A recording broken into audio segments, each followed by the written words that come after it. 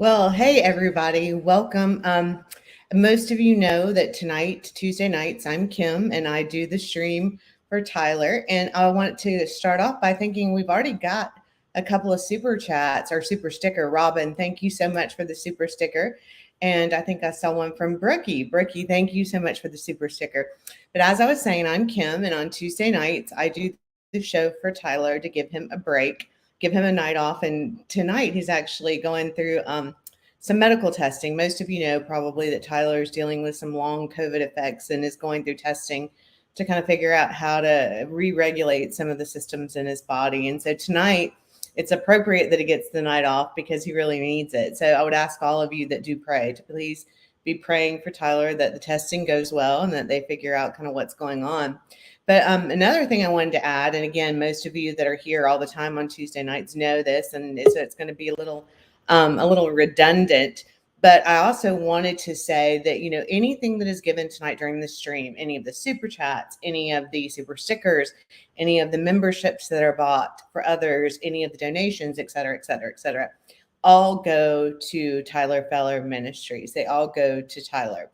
And so I just want to make sure that's clear. Keith and I don't keep any of it for ourselves. This is just something we do to help out and donate to the ministry and donate our time so that Tyler does get that night off. And I will tell you, I don't know that he's taking much of a night off because he has been steadily sending me information today. We have a heck of a show in store for you guys. And there's a lot of new information that we've been coming across. And it's really, I will tell you, I barely am even digesting it myself. So we're going to be having a guest here in just a second who's local to the Lewiston area. Patricia is also going to be calling in, and y'all noticed probably that she got her own byline tonight because a lot of this information she synthesizes so well and has synthesized it probably a lot better than I have. And I know I've been inundating her. I've been getting stuff from Tyler. I've been trying to understand it since I got home from work, and I've been forwarding it to Patricia. So we're going to kind of really be unraveling this information here together because we haven't really had a lot of time to unpack it ourselves. And it is some really interesting information and very detailed and very in-depth. So I just ask that you bear with us because a lot of this is news. So we're not going to have all the answers. We haven't, again, barely had time to digest it ourselves. So we're really probably going to be just really discussing this with you and kind of facilitating the discussion and trying to figure out what it all means. Because some of it is somebody saying you're kind of blurry. Yeah, that should get better, Chantel. We here at our rental, Keith and I are building a house, and here in our rental, we don't have the best internet connection. Let's see if that's any better. Is that better or worse, Keith?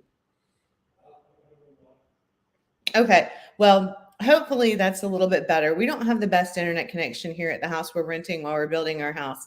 So apologize for that. It usually gets better after we get rolling, after we get started. So anybody can tell me in the chat, is that better or worse? A little better. Okay, well, it should get better as we go along. A couple of people are entering late and saying, what is happening? What's happening with Tyler?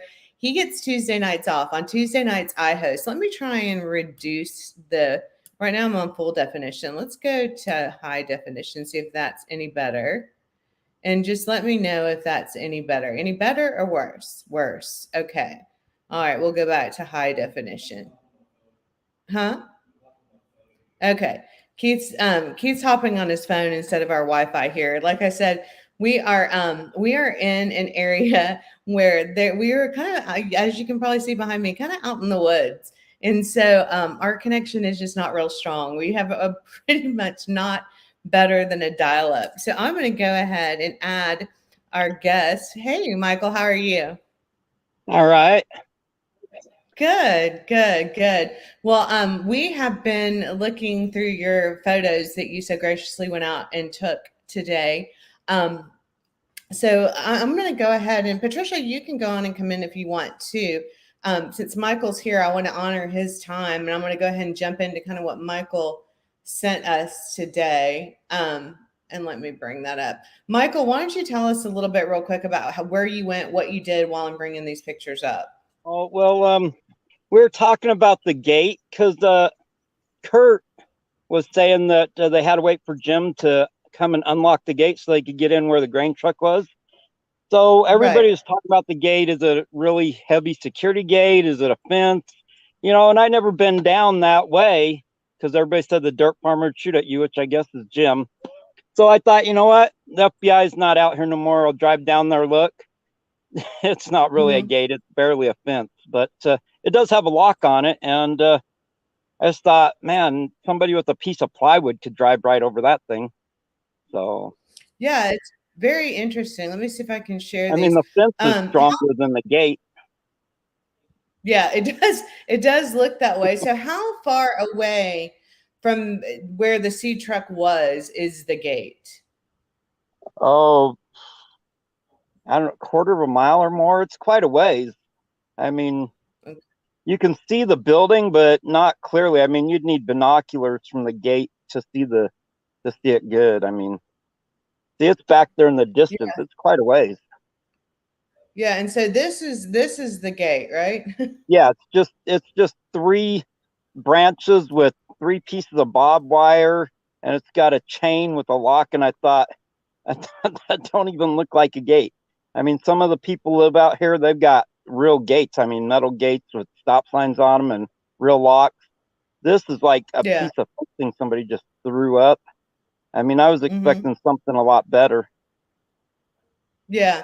I just want you to know, as we're talking, I'm going to stop and show the super chats just as a way of honoring the people that are sending Tyler a super chat. Angel Nikki says praying for Dylan. Yeah, we all are too. Angel Nikki, thank you so much for that super chat. But one of the things interesting, yeah, so Michael lives in the area. Yes, he does. He lives in Lucin, right? Is that correct, Michael? Yeah. I live up by Lion Mountain, Governor Springs. So I can see most of the valley. I can't see the sun tunnels. I can't see where Dylan's crop was, but I could see where the seed truck was, all my neighbors. I can't see my neighbors on Lion Mountain because there's a hill in the way. But yeah, I can see most of the valley. I can see people going down to the sun tunnels like every day. I can see the trains out here in Lucin. I'm actually out here in what used to be the town of Lucin, I guess is what they'd call it. It had 3 or 4 structures, a couple of root cellars, and this used to be the actual town. They've got it fenced off, but this is where everybody gets their water. I'm right now. I got these 5-gallon jugs I'm filling up in the pond because there's a pipe that comes out for the spring. It fills this pond, and yeah, just filling these up. This is where everybody gets their water if their wells aren't working or something. So yeah, it's just if you can see that, it's just a pipe in the ground. Just a pipe in the ground to get our water out of there. There's the pond. It's a pretty good sized pond out there. When you're talking about the pipe in the water, so who owns that pipe? Who owns that pipe in the water, Michael? Well, it used to be owned by the townspeople or the railroad. I guess it was owned by the railroad because they used to fill up their steam engines. And then now BLM kind of controls it, so they fenced it off to keep the cattle out. But yeah, there's a root cellar over on this other side of the lake, and there's 2 root cellars over here. There's a couple of slabs. And I don't think I can turn you around to show you, but yeah, the buildings are gone, but some of the root cellars are still here. But yeah, there's just some slabs out here where they had houses or little cabins. But yeah, it's mostly like railroad ties that somebody had a yard fenced off right here with some railroad ties. I don't know if you can see that, but yeah, railroad ties. But they got a sign up there, tells you all about it. It's been shot up. There's a phone booth out here, concrete phone booth. A root cellar over there, root cellar over there. Yeah, it's not very big. I mean, it's real small, but when everybody says there's a town out here, this is basically what they mean, because I don't know, back in the 80s, I think, or somewhere, there was people out here. And but yeah, Lucin is basically just a valley. But Lucin's really big because it used to be mining. Used to be a mining area. and it goes into Nevada.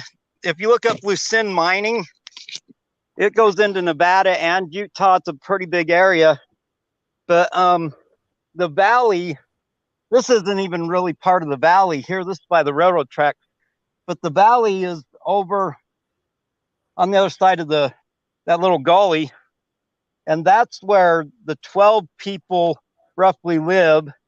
And me, I live up on the mountain a little bit, but there's a lot more people live out here.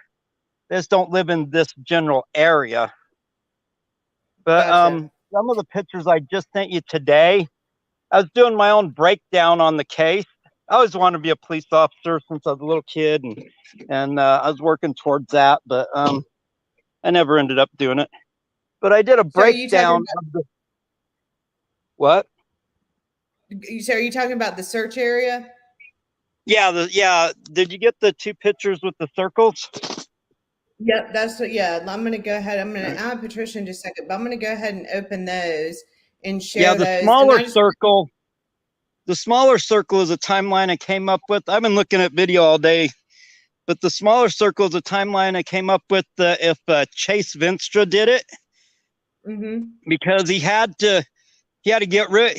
The rain came in the morning, and down there where the sun tunnels is, it kind of stops at Lion Mountain, really heavy, and then it like kind of sprinkles, and then when you get down to where Dylan's crops were, it would pick up again. So you had this this area where it was real light rain, and so the light rain came in the morning. The light rain came in the morning, and then by 3 or 4, the heavy rain came in. So on the smaller circle, if Chase did it, he would have only had about 2.5 hour drive to get rid of the body after power washing, bringing the truck back, having to get some ride or vehicle to get to where he was at the pizza place. So this is basically the radius where the body would have had to been put. And then the bigger circle is if somebody else did it, because they didn't have to have that time to get an alibi. So it's basically between 2.5 hours to 5 hour window that they could actually drove to dump a body, because they had to power wash, they had to bring the truck back, they had to kind of do whatever to the crime scene, get rid of his boots. And a lot of people talk about his cell phone pinging at 3 something in the afternoon. I don't think you can count that at all, because they probably left his cell phone and his gun out here, because a lot of druggies and stuff, they know that you can track a cell phone. So they probably left it out here somewhere by the boots and then picked it up later. Right. Let me tell you a few things we've heard today.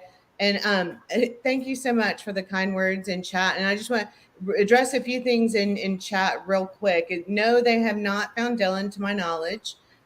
We've got some information here. We've got Michael Moore, who lives in Lucin. Am I saying that right, Michael? Lucin? Yeah, it's Lucin. Lucin, Lucin. It's like Lou and then Sin. Okay, gotcha. Thank you. So we got Michael Moore, who lives in Lucin, and he has shared with us some photos, the photos that you saw in the thumbnail, and then also the photos you see right here on the screen right now in the search area. But to address a couple of other things, yes, Jim is probably going to be joining us later. I was going to have him first, but Michael was here. So Jim, I'll have Jim come on a little bit later to do a little bit of housekeeping. But we're going to talk through these things first and keep the focus on Dylan with Michael here. And one of the things I want to mention, I saw in chat, somebody was saying that Jim Brenner was on Dylan's land. Well, no, not really. What we've discovered today is that Jim Brenner, and Patricia, correct me if I'm wrong, because I told everybody we were getting this information like drinking water through a fire hose today. But Jim Brenner was actually, and you correct me too, Michael, if I say anything that you know is wrong, but Jim Brenner was actually on some land owned by Dawn. And Jim Brenner was in possession of these keys, right, Michael, that unlocked this gate, if you want to call it a gate, that Dylan had to said in his interview. Right. So Dylan had to get the keys to unlock this gate to get to his grain shed. So Jim Brenner wasn't actually squatting on, come to find out, on Dylan's property, but was living in a trailer allowed by Don, who owned the property where Jim Brenner was. But one of the things I have found interesting since all this came out is why was Jim Brenner the one? And we've got a lot of information we're going to cover in a few minutes about Jim Brenner that again was coming hard and fast today. But why was Jim Brenner the one in charge of the keys? That's been a big question of mine. Why would, and not necessarily that in and of itself is a big deal, but that seems somewhat contentious to me, to put someone else in charge of the keys that open the gate that has to be used for Dylan to get to the grain storage. So that's a really, yeah, somebody said, is Jim Brenner the one who has a short temper? Yes. And one of the things, just a preview of what we're going to be discussing a little bit later, is Jim Brenner actually has a record with 2 charges that I came across of assault with intent to murder. And one of them was assault with intent to murder, rape, and robbery. So yes, Jim does have a short temper. And so that's another part of the whole puzzle to me, is why would someone, so Fender Guitar Fan is saying Dylan had a key. Now that is definitely news to me. I did not know that Dylan had a key. So that's news to me. I from what I understood and what Kurt said, Dylan had to get Jim to unlock the gate. So if he had a key, yeah, that is definitely news. So that is something new. Yeah, somebody said maybe DH wanted control. Well, what's interesting to me is, and Michael, see if you know this name, is there's a third party, right? There's a third party that is the one that Dylan's grandfather bought this land from. And that's Mr. Chechio. The understanding that I got was that where the grain truck was owned by somebody else, not Don. I had the understanding it was owned by somebody else, and that they moved him out here for security because he kept getting in fights. But I also found out just today that he owns property right on the Nevada-Utah border, his own property. Mm-hmm. Jim yeah, does. We've actually got that. Yes, so, we've got that. Jim, he bought that in 2015. Let me see if I can bring that up real quick. But yeah, he wasn't squatting there. From my understanding is he was moved out there because he was getting in too many fights in town, and that he was moved out there to be security, to do security to keep that place safe. But I don't know if Don owns it. I don't think he does. I think the other guy owned it that owed Don. That's why Don kept the 22. Just to be clear real quick here, just to be really quickly clear on something, Don owns the trailer that Jim Brenner is living in.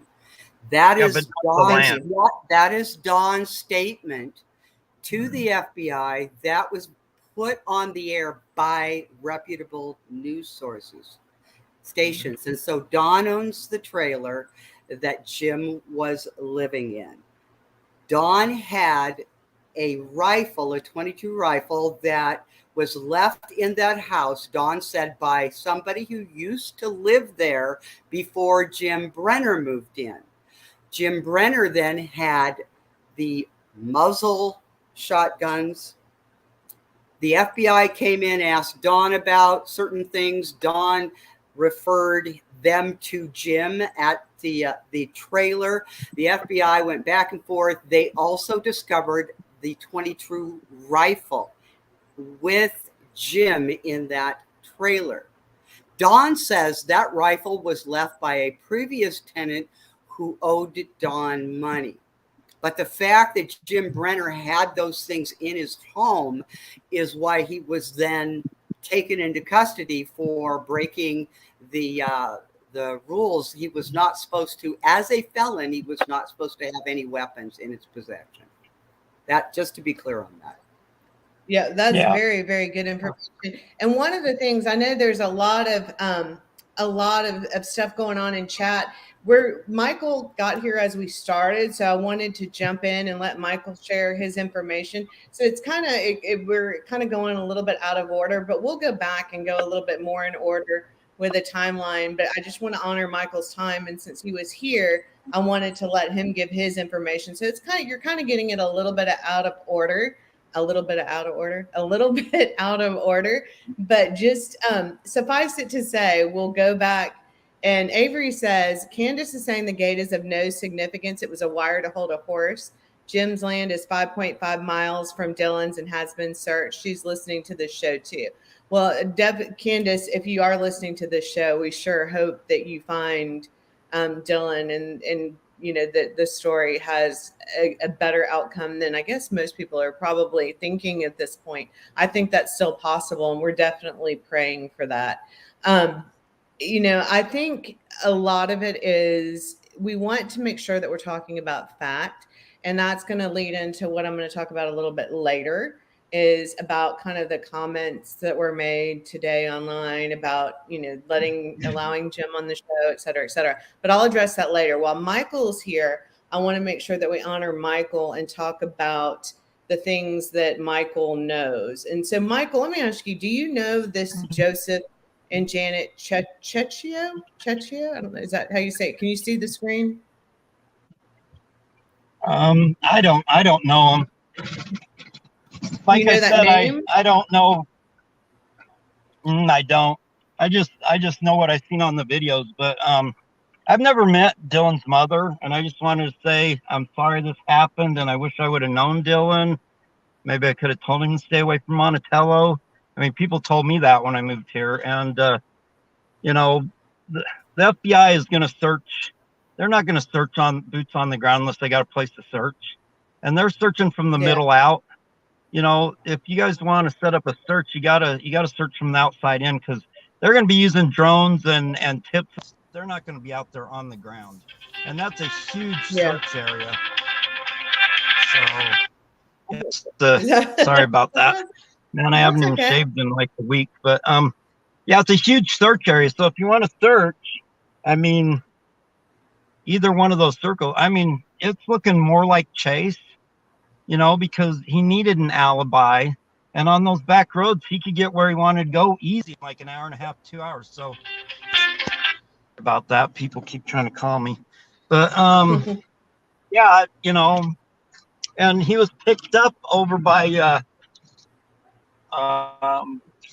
Park Valley and Rosette. So, you know, when it first happened, and I was at the neighbors and talked to the dad and the other son, you know, I was thinking they probably took him up in the mountains by Bald Eagle Mountain, because that's a fairly safe place to put a body and you wouldn't find it for a while. But I mean, he might have took him way out by the lake. I mean, he could have took him into Monticello. He could have that big circle, if it wasn't Chase, I mean, it could be all the way to Wales. I mean, there's a lot of towns, a lot of area there. So yeah, it's a big circle. I mean, the FBI's probably got it narrowed down smaller than that, because they know a lot of stuff we don't. But I'm sure they know a lot more than we do. Let me ask you this. Brookie is asking, can you ask about Skull Valley? I don't know what she necessarily means by that, but do you know anything about Skull Valley? Skull Valley? No, I never even heard of that. I've only been out here 2 years. So, I mean, I've had the land for about 6, but I've only been living here for 2 years. And, but yeah, I'm right here. I'm right here at the gully where his phone pinged. I guess that was in the morning. His phone pinged here in Lucin in the gully, which, I mean, so he got to the grain, he got to the grain truck, got it put in. But the second ping, you can't really count. Hold on, Michael. We don't know that, because the grain truck was not in the storage shed. The grain truck, that's one of the questions, and we'll get that, you know, I want to get to, is the truck was not in the storage shed. The truck was covered, the grain was covered, but the truck was outside the shed.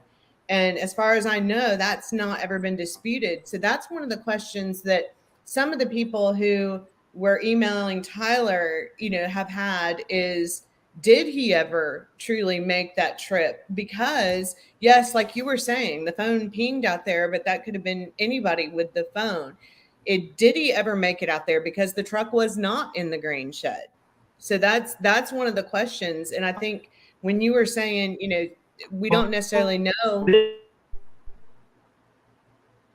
Oh, He cut out on us. I think he'll probably. It might probably be he lost was his driving, he said, and so it might have cut out. Yeah, absolutely. So, Patricia, I'm going to kind of go and see if Michael comes back and joins us, but I think I just missed a super chat. Let's see who that was from. And yeah, I know there's a lot of, no, the truck was not in the grain shed, as far as I know. And is that correct, Patricia? It was outside. It was parked outside. If we're going by the news videos and the pictures that were taken, it's outside of the grain shed. Now, was it pulled out? Was it ever in?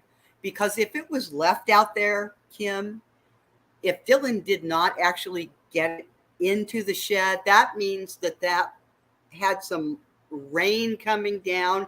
And granted, he probably had a tarp over it. But even the moisture in the air could have caused a little bit of damage to the seeds, whatever. You know, I'm hearing two sides, and I think it's just a matter of narrowing it down by somebody who knows. But I agree. You know, outside. Yeah, and see, I think there was some confusion because, like, It's All Optics is saying Candace said that the seed truck had been parked in the grain shed. They moved it out when they came to check for Dylan. I heard that some people originally thought that because of her experience driving trucks, but then later figured out that that was not the case. So that's, you know, I know Avery, you're in touch with Candace. That would be something to find out, because I think there's some question about that, because definitely some people are saying they pulled it out after. Some people are saying it was not ever in there. So that's, I think you know, right, definitely asking Candace would be critical, because she had boots on the ground. She would have known. And so we do hear a lot on the internet, and everybody means well, but it would be good to know, just have the actual source of somebody who was eyewitness that it was found in or outside. Oh, there's Michael. Yeah, hi, Michael. I lost signal over here. No worries. I think the only thing that really impacts, and we'll ask Michael what he heard, but I think the only thing that really impacts is whether, we know what Michael heard, is whether or not he ever made it to the grain shed, right? And whether or not he was able to make it to the grain shed and was on his way back when he went missing, or whether or not he ever made it to the grain shed. So I think that's what it impacts. Molly J says, I heard it was parked and backed in like Dylan did. So that seems to be the consensus. Let's see what Black Dove says. Black Dove, Candace said in an interview it was parked inside properly and they moved the truck out to search. Okay, so that does seem to be the consensus, is that it was backed in. Okay, so that's good, because that means he did make it to the shed. So that narrows it down a little bit, that, you know, at least we're talking about that road. On the helicopter video, she said the truck was in the shed. Okay, good. Now I want to go back for just a second to something. Let's see, someone lost this. Well, one of the commenters that I just posted just a second ago had on there, you know, that if Dylan had to get the gate unlocked, then I don't know how the gate's not a big deal. At least to the extent, why did he have to get the gate unlocked? And so somebody was saying he had a key, but that's not what Kurt said in his interview. And I'm not saying, you know, again, we're talking about he said, she said, but what are your thoughts about that? Michael, do you believe from what you heard that he had a key, that Dylan had a key, or did he have to go to Jim to get it? Well, from all the stuff I saw on the interview, it sounded like they had to wait for Jim to get him a key, but you'd think he'd have a key. I mean, it seems like he'd have a key, but what I find interesting is if the truck was in there and he never locked the gate, if somebody killed him, they probably locked the gate when they left. You know, that's what I'm thinking. And if they used his truck to move the body, they had like a 5-hour window to, I mean, you got to clean up the scene, probably took his boots off, his gun, you know, took off everything that was going to make him heavy if it was one person, and you got to lift him into a truck. So if they did get rid of the body, I mean, you got basically 5 hours before the heavy rain came into, because like on that one picture, you could see those ruts in the road. I mean, I made those ruts 2-3 months ago going to my neighbors. And when you split off of Little Pigeon Road off the gravel into the dirt, like where Dylan's farm is, it kind of wise off. His road is just dirt like that, you know. So you'd see big ruts because these roads they don't got great gravel, but they got pretty good gravel. So you're not going to get ruts on these roads. But you get off onto Dylan's Farm Road, or you get off onto Sun Tunnel Road going out to the grain truck and stuff, you're going to get big old ruts like that. So it had to be between the time he talked to his grandma and about 3. I think Candace said the rain down there by where his feed is, or where his crops is, about 3 or 4 o'clock. So I only had about a 5-hour window after you count for cleaning up the crime scene, getting the truck, putting his body in it, coming back, power washing it, and getting in, and, you know, getting out of there. So you had about a 5-hour window. I mean, they could have drove 5 hours, dumped the body, and came back, you know. But if it was Chase, he had less time because he had to bring the truck back, you know, and then get all the way back to where he could be seen on camera. So that's why I got 2 circles. And the FBI is going to search from the inside out, but they're not going to be boots on the ground unless they have a location. So if Candace and them want to search, I would start on the outside of that circle and search in with boots on the ground. But you really need dogs. You really need cadaver dogs to do that, because he's probably buried and he's probably not too far off a road. You know, if it was one person, you're not going to carry him more than 50 to 100 feet to bury him. I mean, he's a pretty big guy, you know. Yeah, I mean, I'm only 5'4", 180 pounds, and I know I couldn't carry somebody like that. I'd be dragging them. So one of the things, Kate does crime. Kate is the one that actually, Kate, you're the one that actually had the comment that I just saw just a second ago. Kurt is saying that Jim put up the fence to keep Dylan from using the shed. And Ed, I'm assuming that's Ed Hirschenberger, right? That's how you say that last name, Patricia?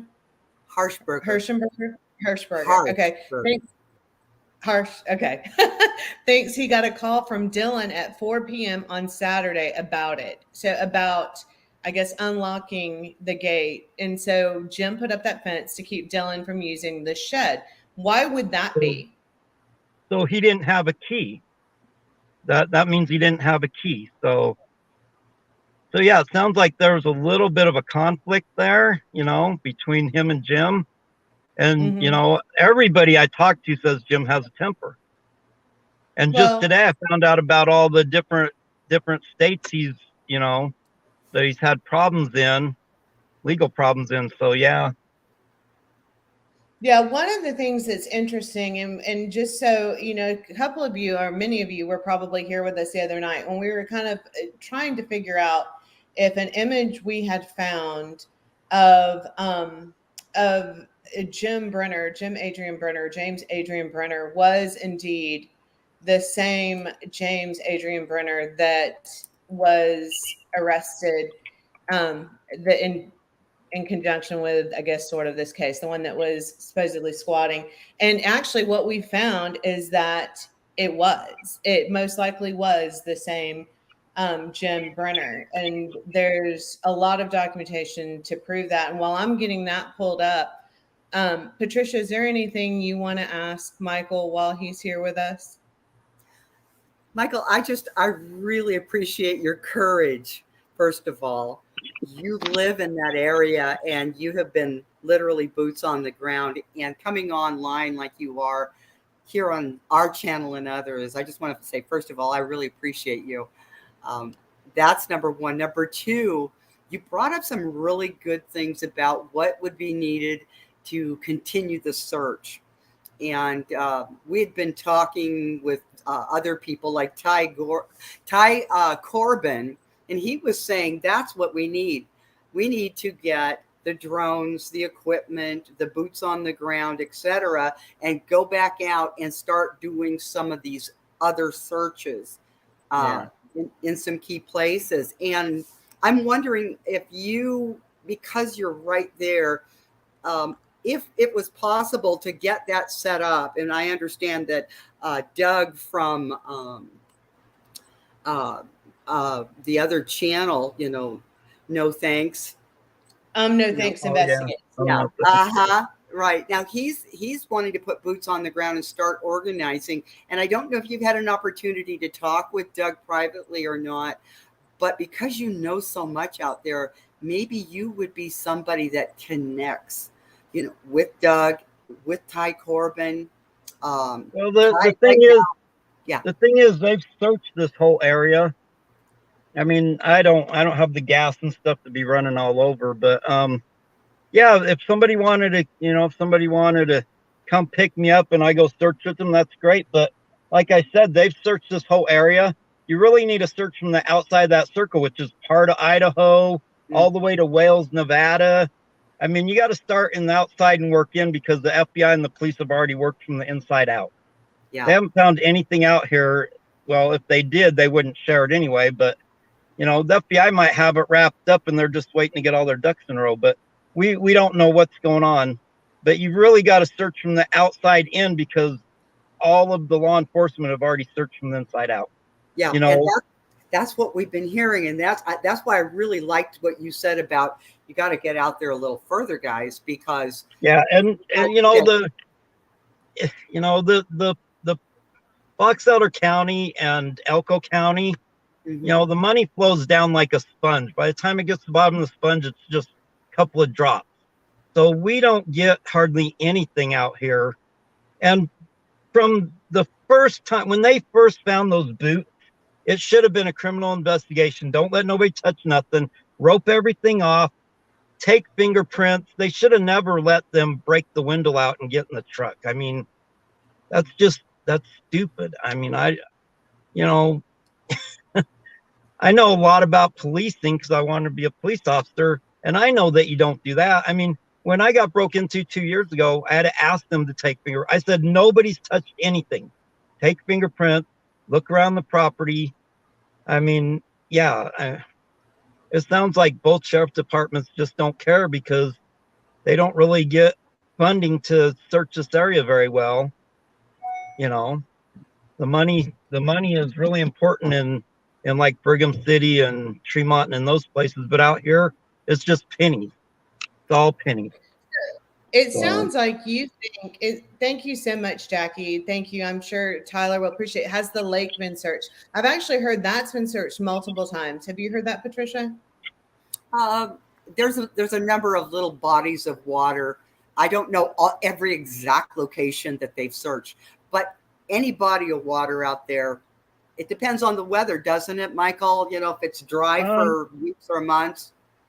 Well, yeah. I mean, we had 2 or 3 big rainstorms here. I think one before Memorial Weekend, one on Memorial Weekend, and one after Memorial Weekend. But usually it's really dry, really windy. I mean, you get dust storms so bad down there by the sun tunnels. I mean, you can't even see 20 feet away. They'll have dust down there, but we'll just have little winds up there by Lion Mountain and Bald Eagle Mountain. But yeah, like I said, the rain is really weird. My mother, she'll call me all the time and say, "Oh, you're getting a downpour out there." I'm like, "No, we don't got no rain. There's no rain at all." But yeah, Lion Mountain is like the cutoff. We go, if the rain does come over Bald Eagle Mountain, which not very often, but when it does, it usually kind of cuts off right at Lion Mountain, and then it picks back up down there at the fence. There's a fence that goes across there past the sun tunnels towards Dillon's, and it picks back up real heavy. So, I mean, the rain is just kind of weird out here, and the wind is weird. The wind goes like in circles. I mean, it'll be like north, south, east, west. Within 20 minutes, you're getting wind from all 4 different directions. It just spins around out here. So yeah, but there's a lot of places out here that I even went and checked. I mean, they said they searched this whole place, but I saw little mounds of dirt that I never saw before. So I went and actually checked those mounds with my metal detector because, I mean, it's weird. You see a little mound show up in the middle of the night or something, or you see a backhoe that's never been out here before, which I called Box Elder County about this backhoe down there almost to the TL Bar Ranch. It just showed up over there overnight, and it was like showed up like right after Dylan disappeared. It's still sitting out there. Were you able to take any pictures of those while you saw those unusual things? Did you take No, I didn't take no pictures, but I went and checked them out with the metal detector that I have. It's not a great one, but yeah, it didn't even look like anybody even looked at those spots. I mean, out here, a little mound of dirt on the side of the road that just showed up in the middle of the night. I mean, that could be a body. You don't know. Doesn't look like nobody looked at it. So yeah, it's just, I mean, you could hide something in plain sight, basically, as long as as long as it's buried, because the birds ain't gonna find it. You might get a fox or. Michael, let me ask you this: you seem to be leaning toward Chase. Is that correct? Well, yeah, some of the stuff. I mean, I don't know. It could have been Chase or Jim, but I mean, Chase was found in Park Valley. He was picked up there at a mile marker, and he knows all these back railroad roads and railroad trails. He's only been out here a little over a year from what people are saying on the channels, but he knows how to get places really fast because he can cut through areas where a lot of people don't go. So, I mean, it seems like he went to a place where he knew there was cameras to get an alibi. He goes, oh, well, I couldn't have done it. I mean, I don't know exactly when they got him on camera and stuff, but, he would have had plenty of time to do that and get back. And that left him a pretty good search. I mean, that still leaves a pretty good search area there, that circle. I mean, that's almost 2.5 hours driving any direction to get rid of a body, That's not counting dig time. That's just counting drive time, that circle. Dig time, and I already took out the dig time and the power washing and cleaning up the scene and taking his clothes off or whatever. So that's just drive time. I mean, that's a big circle to search. Yeah, and the other one, if it wasn't Chase, what? Let me ask you this before, because I want to go back. I know we're kind of starting in the middle for people, and I think it's confusing a little bit. So I want to go back and start kind of from the beginning of where I wanted to talk through things. But while I have you here, let me ask you this. What do you think? First of all, Rocky, thank you so much for the super chat. It says, Michael, please contact YouTube channel Mob Crew. They're planning a search for Dylan this week. They need local people who know the area. Yeah, so is Doug from No Thanks. Doug is going out there and is going to be meeting Ty Corbin. So, definitely a lot of searching going on. A lot of people that are going to be there in the area. I'm not going to say boots on the ground because I'm hearing in chat a lot of people are saying, I wonder how many times we can say boots on the ground in this chat. But so I won't say that, but I guess I just did. Yeah, but, I'm up by Governor Springs. You'll see a sign says Atlas, Utah. I'm trying to start a little campground, maybe a town someday. Who knows? Box Elder County, it's kind of hard to get anything from planning and get anything from building inspectors or whatever. But yeah, right now it's just going to be a couple little campgrounds. But I'm up there. If I'm not there, I'm in Windover or I'm in Grouse Creek. I mean, Grouse Creek, I don't think anybody's talked to anybody in Grouse Creek. I mean, they've got landfill out there. They could have freaking thrown him in there and put a bunch of crap on top, and that thing gets buried in. That thing gets burned and buried in every so many months. I mean, there's a lot of places to check, and I haven't seen anything about Grouse Creek, and it's like the next closest town in Utah. I mean, how far away is that? It's an hour. Yeah, I thought I did hear about that. But so yes, it appears that, just to address chat, Mob Crew is going, and also Doug from No Thanks Investigates is going. He's also taking a drone. From what I understand, he is an FAA certified drone pilot as well, and is going to be meeting Ty Corbin and some of the locals out there to do a search as well. So I think, I don't know that it's almost turning into a contest in the chat, but I think it's just all for the same purpose, right? Everybody is going.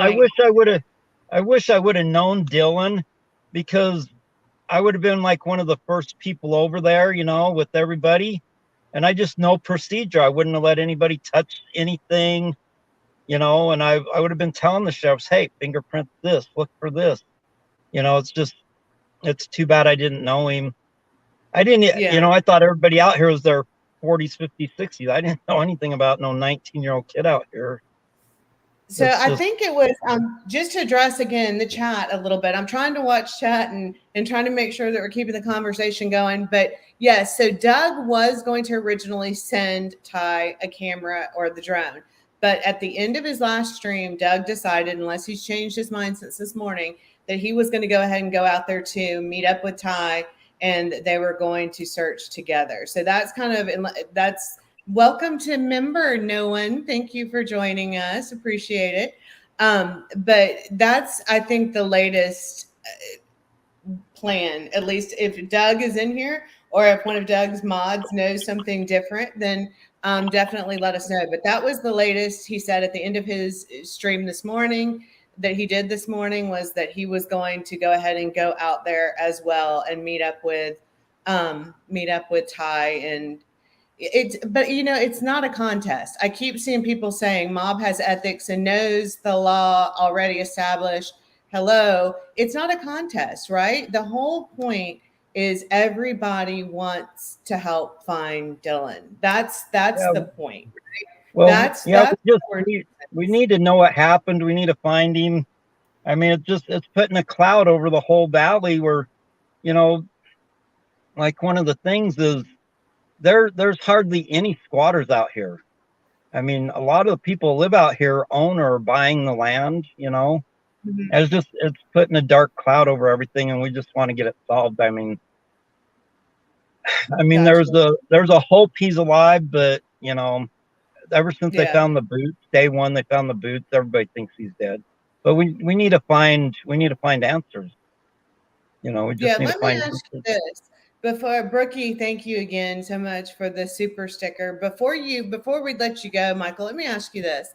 What I have up here on this screen is a filing for water rights in the state of Utah. It is from, let's see, 5/16/2022. There was another one filed 6/12/2002, I believe. Hold on, let me look. Yeah, 6/21/2022. This is by Joe Cecchio. I imagine that's how you say it. That's as good as I can figure out how you say it. But Joe is the one who sold a portion of his land to Dylan's grandfather for Dylan to farm. Joe maintained or retained a certain percentage of the property and possibly the land where this gate was put up by Jim Brenner, if indeed the gate was put up by Jim Brenner. On 5/16/2022, again, another application was filed on 6/21/2022. Why would Joseph Cecchio have to file for water rights in this area if he already got them with his acreage? Isn't that what you were saying the other day, that you already get the water rights with the acreage? Yeah, well, I don't know about down here. I don't know about down where Dylan is, but up the hill there by Lion Mountain, it's 160 acre minimum to live there, to build. Mm-hmm. And you automatically get water rights from what my neighbor was telling me. Down here, it's like a 40 acre minimum, but I don't know what the water rights is down here. I just know the water rights are all in Utah. None of them have to do with Nevada. But he might have filed again because he sold that land to Dylan. Since Dylan owned the land where the well was, he might have had to file again so he could get a well on the other property since he split it up. Mm-hmm. So I think every time you're going to drill a well, you have to refile. I'm pretty sure that's the case I was looking in this years ago, but I just can't afford a well. I mean, $30,000 to go 300 feet is just crazy. But I think you have to file every single time you're going to drill a well. So, yeah, Dylan had that well on his. So I think he filed again so he could drill a well on the other property where the grain truck was probably. Gotcha. Okay. Somebody is saying Dylan lived across the street from the saddle store. He did not live on his farm. That's the first time I've seen that. Have you seen that, Patricia? No. No. I heard that I heard from Don when I talked to him one day. He said Dillon's Road, when it rains out there, Dillon's Road is basically impossible to get to, even in 4-wheel drive. So if he couldn't get to it, then yeah, he had to find someplace else to stay. Mm-hmm. You know, it's like Gotcha. that's like my friend down by the sun tunnels. His vehicle was broke down a little. I had to take him places. One day it was raining so bad, and that's when I put those big ruts in the ground. And that was like 2-3 months ago, and they're still there. I just took those pictures yesterday. Them ruts are still there. You would notice if somebody took Dylan's truck back to his place after the heavy rain started about 3-4 o'clock. So there's a window, you know, them circles tell you about basically where to search. But like I said, I'd start from the outside in because they've already searched the inside, and they're going to keep going farther out, like Rosette and Park Valley and Snowville. They're going to just keep going farther and farther out, but they ain't going to have no boots on the ground unless they got a place to search. It's going to be drones and satellites and tips. So yeah, the best place to search is the outside that circle in, with boots on the ground, and you got to have cadaver dogs, because even now they could still pick up a scent. Yeah, let me a few things real quick. Jim is in the holding room and wants to ask you a few questions. Jim Terry. And before we do that, I guess I'm going to go ahead and skip to kind of the housekeeping I wanted to do before I bring Jim in. Skip to the housekeeping I wanted to do at the beginning of the stream. But Michael, I just ask you to go ahead and stay on if you will, because Jim has a few questions for you. But one of the things, you know, it came to my attention today. A lot of people were saying there was a lot of videos out about Jim, and as a result, on a lot of our past videos, there have been some comments about, you know, just random comments that weren't necessarily so positive, I guess is maybe the good word for it. So one of the things I decided to do this afternoon when I was done with work was just to kind of research some of the points that were being made. And I say research because it feels kind of silly. Christy, thank you so much for the super sticker. It kind of feels silly to investigate an investigator for not being an investigator. But, you know, it seems like that's what's kind of going on out there right now, is there are a lot of people who have been investigating the investigator for saying he's an investigator. I don't quite get it, but I definitely don't want to be rude to any creator, but I just want to bring up real quick some of the points that I was hearing. So I went and researched myself. I'm going to share my screen for just a second. And one of the things, you know, some of you know about me is I grew up in the panhandle of Florida, and I spent quite a bit of time in Mississippi and, of course, in Florida, and I'm in Georgia now. But one of the things I asked Jim in light of all this was, can you prove to me that you're not in Florida? And I will say he definitively proved to me that he was not in Florida. And if you wonder why I'm saying that, it's because a lot of the discussion that came up today was coming up because people were saying that Jim only had a business license in the state of Mississippi. He did not have a PI license.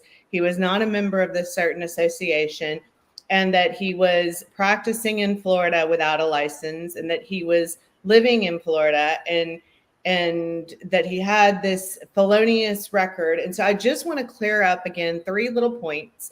And the reason being, again, is because we have been getting a lot of grief for letting Jim come on the channel and talk, but I want to make sure that, you know, he gets treated fairly too. So I'm just going to share my screen and share 3 little points with you guys that I found today.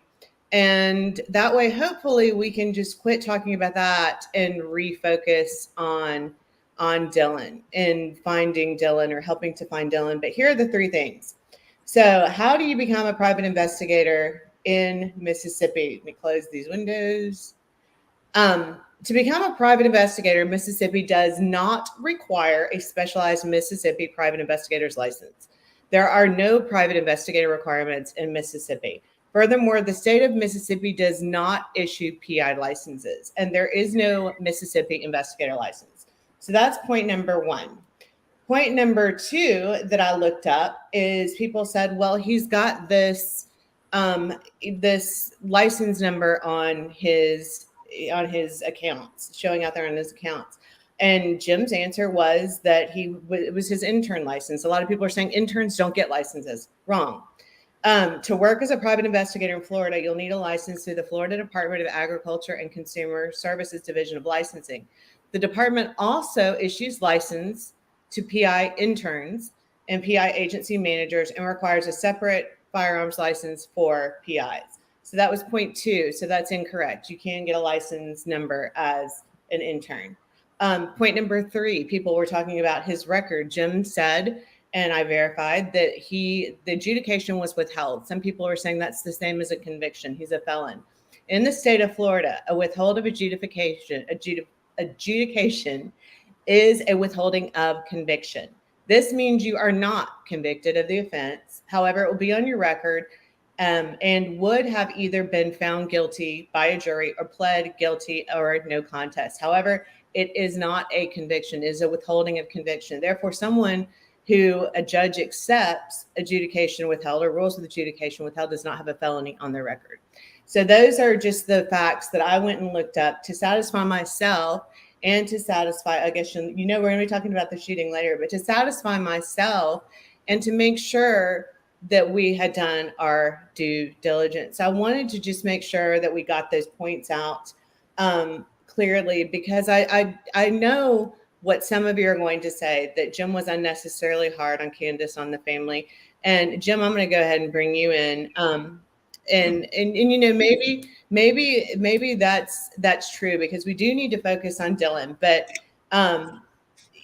really, Melody's saying it's not important. Melody, I understand what you're saying, but it is important when we as a channel get multiple emails and comments all day, every day, and especially with Tyler's channel being a faith-based channel. So that is why I wanted to address those things and make sure that it was clear, the information that I found simply by doing some perfunctory searches. And welcome, Jim. How are you? I'm doing good. Hey, listen, I've been backstage in the holding tank, as they say. Kim, let me ask you a few questions. Let me monopolize this here for a real quick. Is Jim Terry a convicted felon in the state of Florida based on your research? No. Does Jim Terry have the necessary license, being a business license, registered in the state of Mississippi to practice as a private investigator in Mississippi, Idaho, South Dakota, Wyoming, Alaska, Colorado? Does he have the proper license? Yes. Yes, in the 6 states that do not require licensing, yes. Okay. I just wanted to make sure, Kim, because what I'm going to do is I'm going to start sending you around to all these channels, and you could talk to all these YouTubers, and I might even pay. I mean, you ought to be my lawyer. I had a very good lawyer in the state of Florida, and we're going to talk about lawyers on this show because, boy, do I have a doozy of something that just happened in Idaho. You aren't going to believe the phone call I just got from the state bar in Idaho. It's amazing. We'll get to that in a second, but thank you for having me on the program. I see we got our fella out there. I don't want to be disrespectful. I'm pretty direct, and I see Michael's out there. But guys, you've made a lot of good points on this program. Kim, the people in the chat. Guys, we're what? How many days are in on this are we? 40 days? Mm-hmm. 40 days. Let's say 40 days. Mm-hmm. They don't have anything. That we're talking about a gate. We're talking about keys. Imagine a boy, okay? And I look at Dylan Rounds based on what he wanted to do with farming. Is the same thing I wanted to do with football. My goal was to go to college on a full scholarship and play college football. That's all I wanted to do. Dylan's grades were probably better than mine. I had terrible grades. I made a 19 on the ACT. I think I graduated high school from Youngstown Cardinal Mooney with a 2.3 GPA. My grades were not great, but I knew I had to go to college in order to play college football and then hopefully get a career in the Arena Football League. So I knew what my goal was, and my parents helped me do all that. They helped me go to football camps. They helped, and all I talked about was football, college football, and arena football the entire time growing up. Just like Dylan Rounds talked about tractors and all these different things. I get all that. I just did a quick search while I was watching. And I says, what if I wanted to buy a farm that would grow the same kind of stuff Dylan Rounds grow in Idaho Falls? Let's say that my father wanted to send me to play college football, and he was looking like they were for farms. Right now, you can get a farm in Idaho Falls with 50 acres for next to nothing. You could get a 4-bedroom, 3-bath house on 20 acres. Nothing said that this kid had to have 600 acres on a farm. You can get beautiful farms in Idaho. We got a man that comes on here, and he shows us a video where people have to go to some sort of a hole in the desert and get fresh water from a pipe. Look what year we're in. Who the hell would want to live in an area where you got to drive to go get water from a hole in the pipe? But let's just say you're going to be a farmer, Kim. Okay, and I'm making a point here. Let's say you're going to be a farmer, and I'm not a farmer, but I'm going to guess that probably sunlight and water are going to be pretty important to a farm. So you get a farm for a kid out in the desert, in the middle of nowhere, right? Surrounded by people with a quick record search that are not the most upstanding citizens, right? And then you put this kid out there because it was his dream. I think there's a lot of better places you could have put him. My question is why there? But my question to him is, after 40 days, we're looking at a gate and a pipe and maybe a trail. Let me tell you how these people did this. They used 4-wheelers. There are 2 4-wheelers that were reported stolen in that area by a woman. And from what everybody in that area knows, forget boots on the ground or drones, those 2 4-wheelers are in police custody. So are probably 3 of the 4 people that are involved in this. They're waiting to put their cell phones together because those criminals that did something to this kid, their cell phones are going to match up.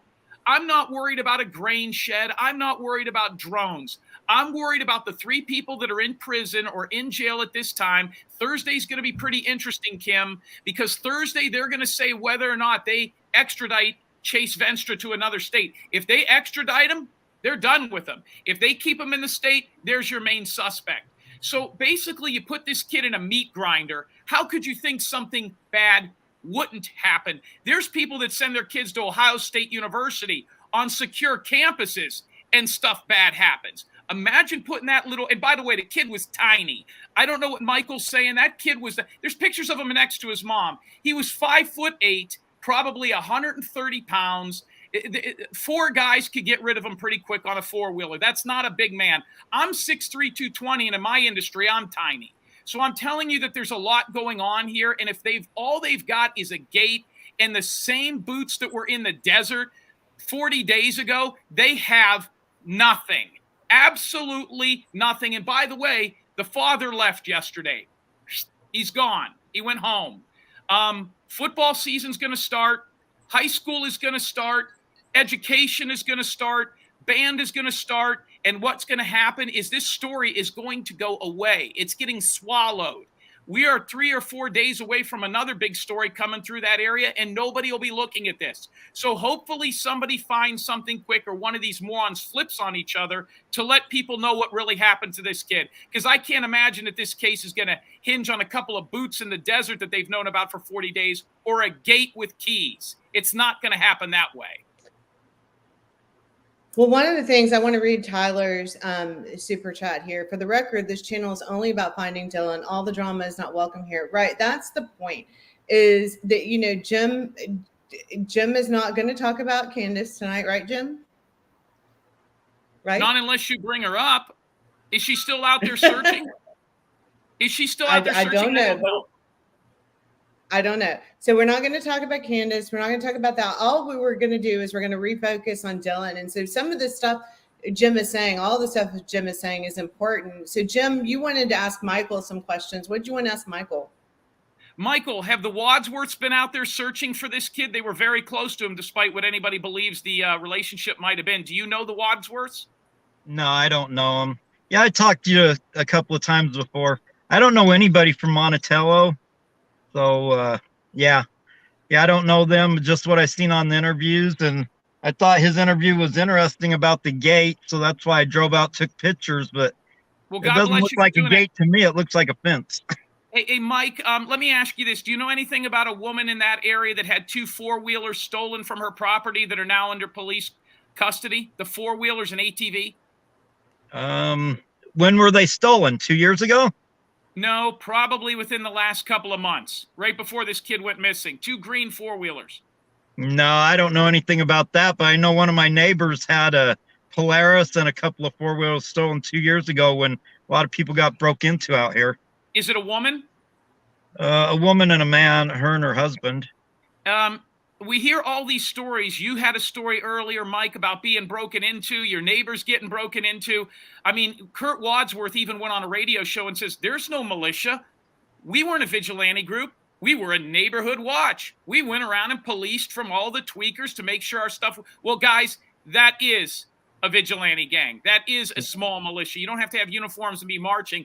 You heard any stories, Mike, out there? And I'm talking about Montello. I'm not talking about 30 miles away, of maybe people having to police their own land because of these tweakers and people out there robbing them. Sounds like everybody you've mentioned's been burglarized.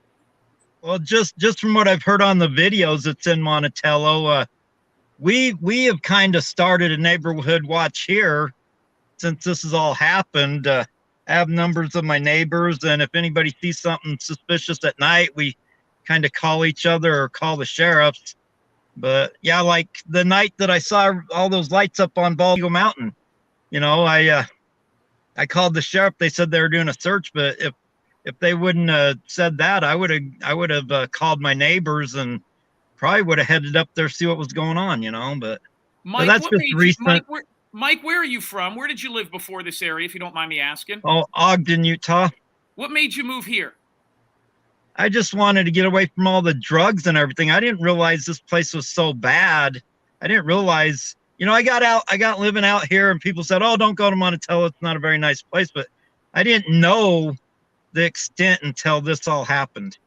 You know, I just stayed away from there, but I didn't realize there was so many pedophiles and so many druggies, and yeah, it's crazy. Kim, you got kids this age. Would you ever put them in a place like that and say, run a farm? To me, no. I mean, my kids my kids are not farmers. So I don't know. I mean, it's not really, I don't think it's really fair for me to say, because my kids are totally different. I don't know that lifestyle. I don't know that agricultural lifestyle.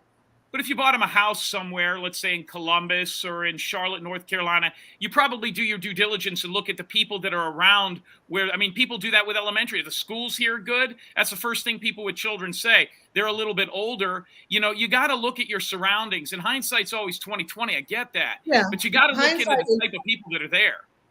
Hindsight is definitely 20/20. But I just don't, you know, regardless of any, you know, complaints that, you know, you might have about, I just don't want to blame the parents. I really don't. No. It's him. The parents didn't buy the property. The grandparents did. The parents didn't even know the property was bought. But the grandparents were there, right? I mean, you know, it's one thing to send your kid somewhere just out of the blue, but the grandparents were close by. So I can see where that would have been thought to be safe. And I mean, like Michael was saying, he didn't know these people. I mean, the type of people, I hate to say that, but that he was surrounding himself with. Michael said he didn't even know. We didn't think about how long it took us to find out Jim Brenner's criminal background. I mean, Jim Brenner has 2 charges of assault with intent to murder in his history. It took till today for me to see that. Did you know that? I mean, Jim Brenner's got a pretty nasty history. Everybody I've looked into out there that's surrounding this case, with the exception of a few people, has a nasty history. Every single one of them. I mean, we got people in chat rooms complaining because they don't know where my licensing is, and we've got registered sex offenders out there being hired on farms with minors. It doesn't make any sense to me. It defies logic. It defies all logic. And what eventually people are going to have to do is learn from this. They're going to have to see this, and they're going to have to, this should never, ever happen again. This should never, ever happen again. And by the way, Mike is obviously a 31-year-old man, right? I mean, look at the guy. So a 31-year-old man and a 17-year-old boy. How old are we, Mike? 32? 49. 49. Okay, well, listen. I look young for my age. Everybody that's always what says I everybody look young tells for you. my age.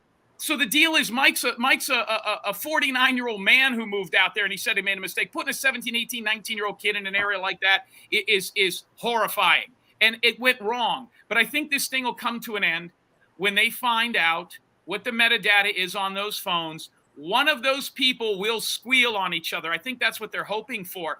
Otherwise, it's a needle in a haystack. He's not in a lake. There's been, I mean, you know how many phone calls I still get about this from criminals out there because they don't want to call the cops? And I don't even know what to do with them anymore. If he's in a lake, he's probably in the Great Salt Lake because that one circle reaches out there. From what I was told, from whatever I was told, Kim, whatever this was, a murder, an accidental death, whatever it is, was so sloppy that they've just gotten lucky with whatever they've done. There was a reason the FBI was brought into this. When I was involved in this, the FBI was not around. There was no crime. Why didn't they fingerprint this? And they shouldn't have broke out that. And they shouldn't have touched this. Guys, for the first week and a half, 2 weeks, there's no crime. A missing 19-year-old man in the desert with no physical signs, no letters of ransom, no crime scene is not a crime. I could get up and disappear. Kim, you could move to Salt Lake City right now and never talk to your family again. It's not a crime. You're 53 miles away from the closest police officer, 56 miles away from the closest bank. I mean, that's terrifying to anybody. I just don't understand how people are so shocked that this happened. I can't believe it didn't happen earlier, and it's been happening to people out there continuously. Guys, they went looking for this kid and found a dead 41-year-old man in the desert. Who the hell was that guy? When are we going to find out his name? They found a 41-year-old man dead in the desert looking for Dylan Rounds, and nobody even knows who he is. Anybody looking for Aiden Clune? He went missing only a few miles away. It's bizarre at best. Well, and that's one of the things, Hold on, Mike, just a second. Chat is about 50-50 divided. I mean, there's people that don't want us to let Jim talk. There's people that want us to let Jim talk. So here's the deal, right? So this is Tyler's channel. We're going to be respectful. We're going to be respectful of Candace. We're going to be respectful of Justin. We're going to be respectful of everybody. We're going to be respectful of other YouTubers. Jim has valid points to make about the case, so we want to hear those. So we're going to let him make valid points about the case, but chat's going to also be respectful. We can't, it doesn't do any good to be calling people names while you're acting the same way. So we're just going to all be respectful, and we're going to remember that this is about Dylan Rounds right now. We are trying to find or help find a young man who is missing, whether that be missing and alive, and his parents need to know that. I cannot imagine a worse hell than not knowing if your child is dead or alive. So whether it be just closure, or whether it be, rescuing him from a situation, or whether it being just, so that they know, the point here is Dylan. It's not Jim Terry and whether or not you like Jim Terry or hate Jim Terry. It's not, Kurt Wadsworth and whether you like or hate Kurt Wadsworth. This is about finding Dylan. So if Jim has things to say that are going to help find Dylan, I've said this before and I'll say it again. I'm not saying that there's any excuse to ever hurt the parents. I'm not saying that.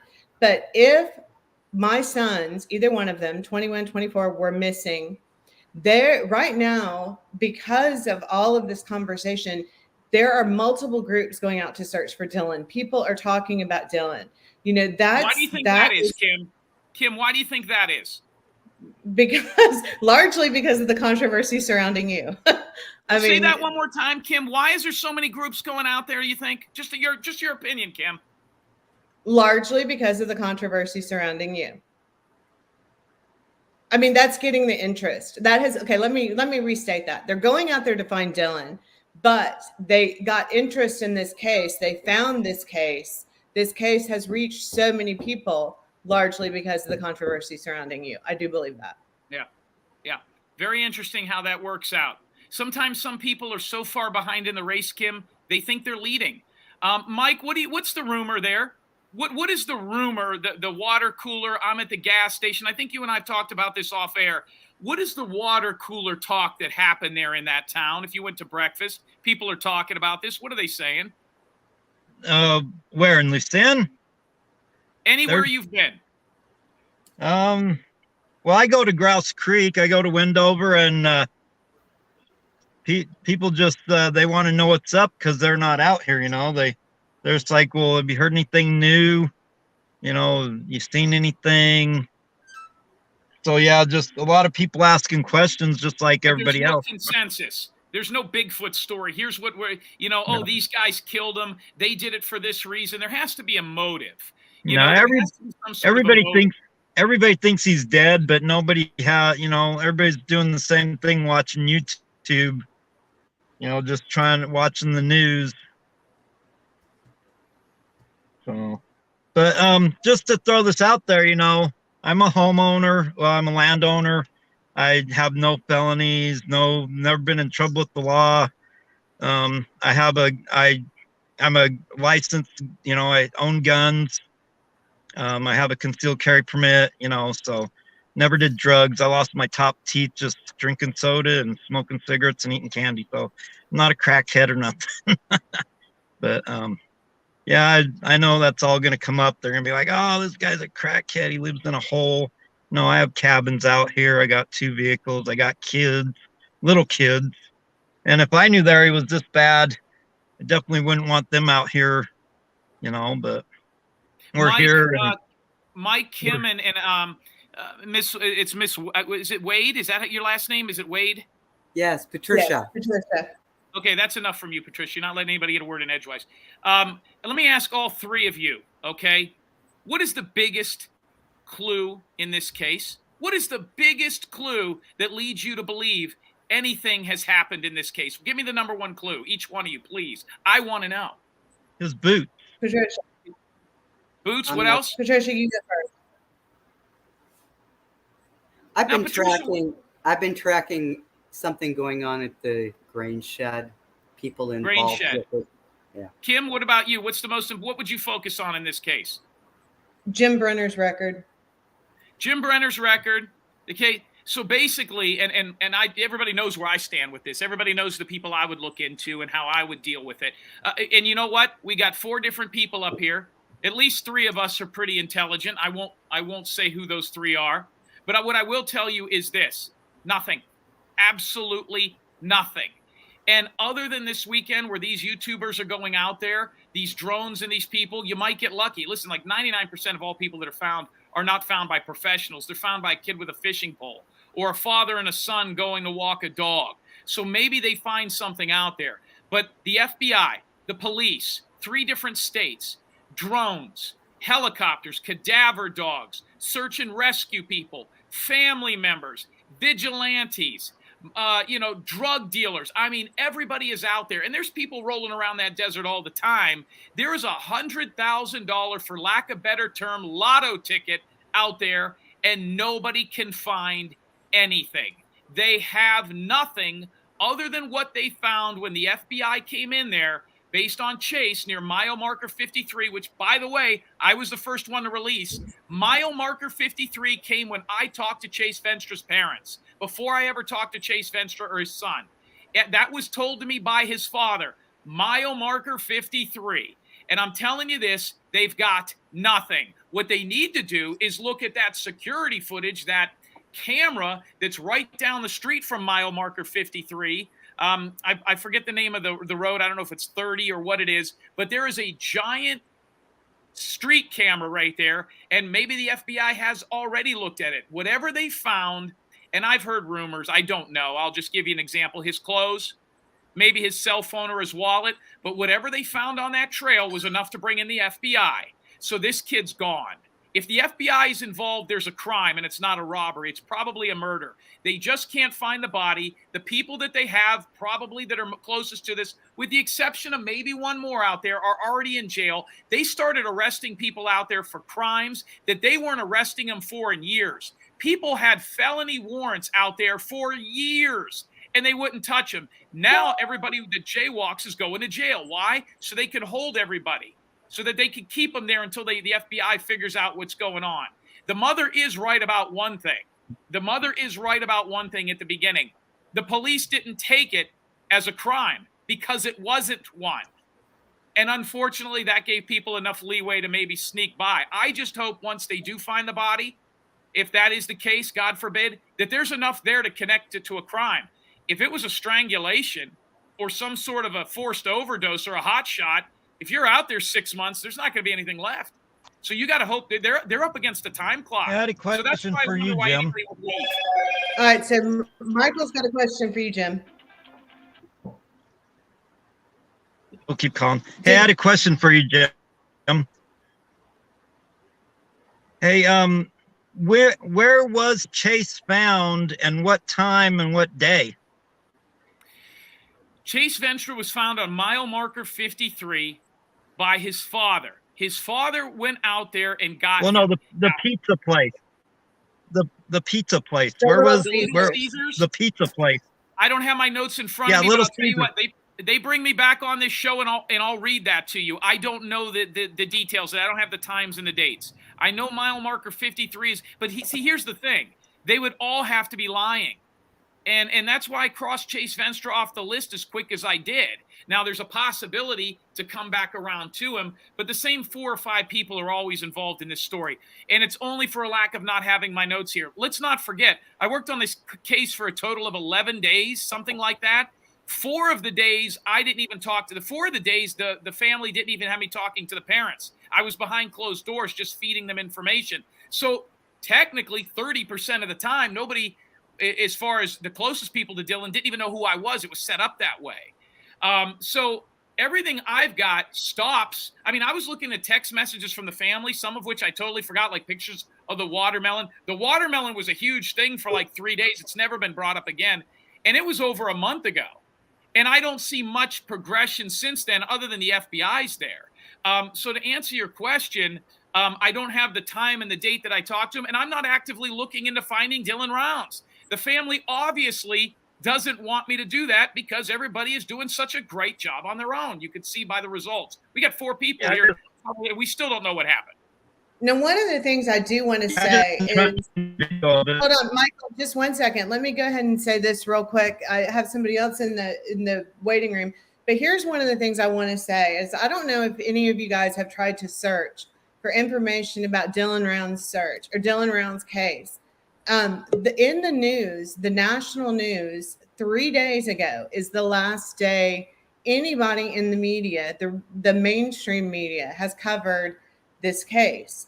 And, you know, even if you look back behind that, it was a week before that, 3 weeks ago before that. So one of the things, you know, that Jim is saying is really, Athena says meth is behind all of this. That is definitely a theory that a lot of people have. But, you know, one of the things Jim is saying about this case going cold is definitely true. You know, it stands the risk of going cold. So I just want to thank Michael for being here. I want to thank, you know, I can't remember the channel. Somebody said Mob Crew, I think. Thank you, Debbie, so much for your super chat. And Doug from No Thanks. You know, thank you so much for going out there and doing that search because, I mean, again,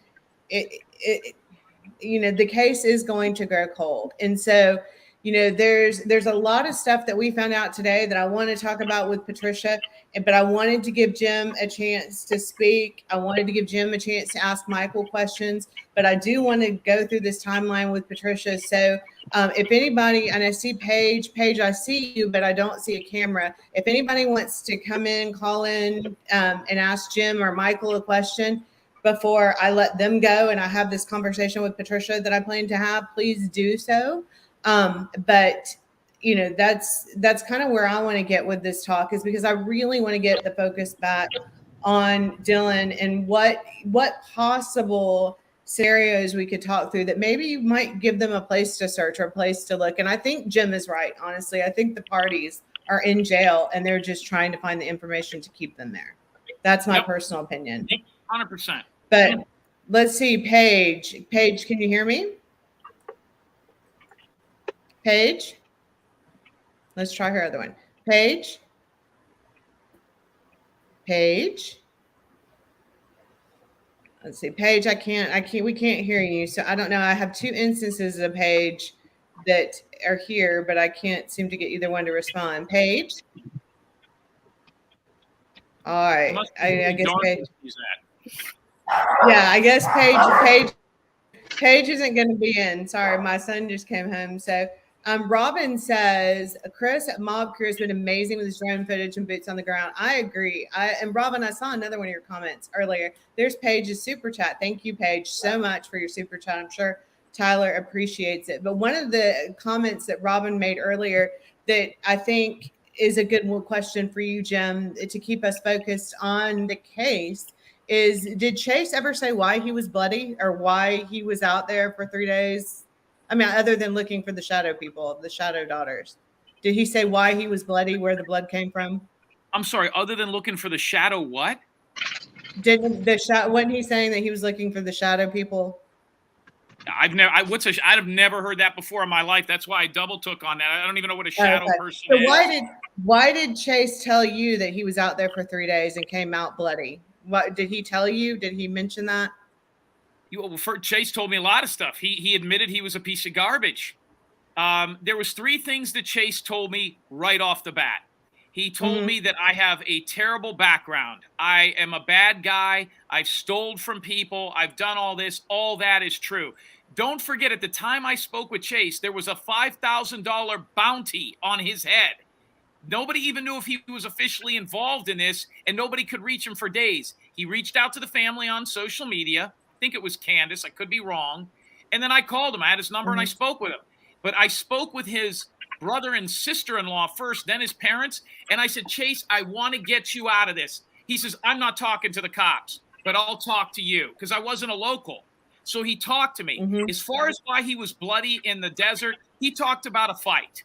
He talked about being bloody and being in a fight. And then he tried to downplay how bloody and messed up he was. I'm still waiting to see some pictures of what he looked like out there. Then it was real odd, Kim. He started telling me about the photograph. I says, you look nuts.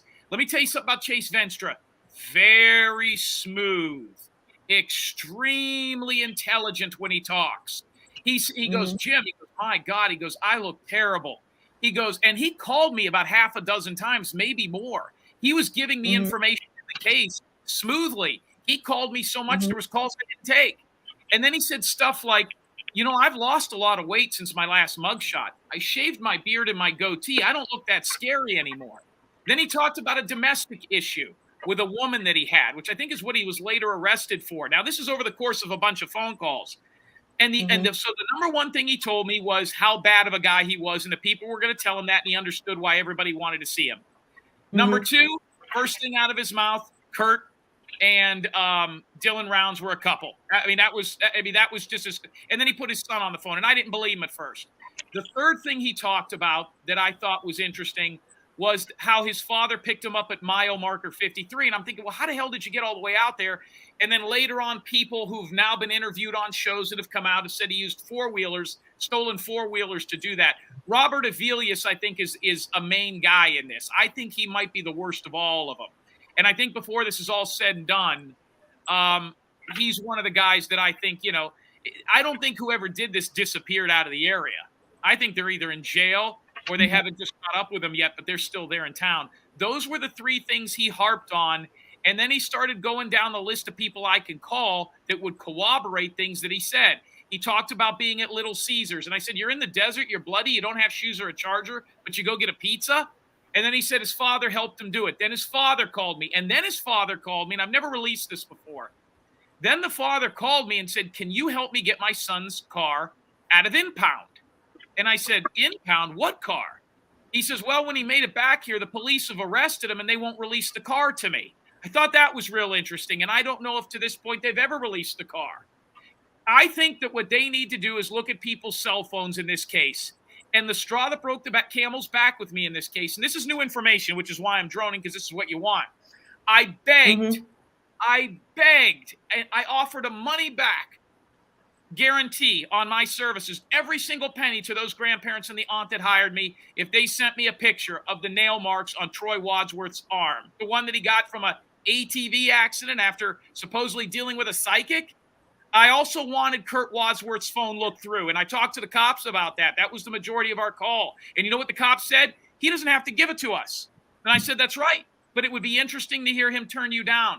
Well, we got Dylan Rounds' cell phone metadata. There's nothing on there. Well, Kim, you've heard that there's a second cell phone from that boy, correct? Possibly? Yes.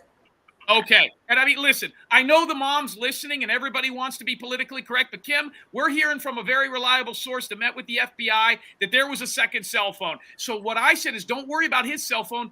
Look at Kurt's cell phone. Look at Chase's cell phone. And if they don't want to give it to you or things have deleted, well, then you got some questions to ask.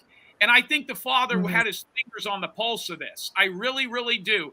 There's a reason nobody's driving their cars around in that town, and it was because of the father and the cops arresting him for not having a driver's license. It just is what it is. And a lot of people out here have 2 cell phones because you got to have Verizon out here, but, you know, you got T-Mobile. You got areas where you got T-Mobile. You got areas where you got AT&T. Everybody's got 2 cell phones. I mean, you'd have to be crazy to not have 2. Thank you, Mike. That makes sense. There's dead spots everywhere. If you can't get Verizon, you can get T-Mobile. If you can't get T-Mobile, you can get AT&T. You got to have 2 cell phones. And let me say this too, Kim. Let me say this too. I get this question asked a ton. I think it's because the seat was moved up and all this stuff.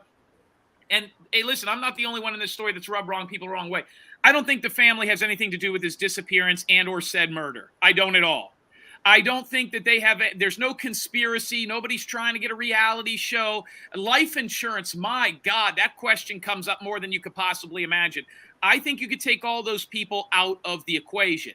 And that question comes up. He's not, listen, anything within a half mile to a mile of that kid's place, he ain't there. They've searched too well. So he's not underneath a shed. He's not in a grain truck. And he's not in that pile of dirt. And the other thing, too, is all these fires in the area. Kim, you've heard of these fires, right?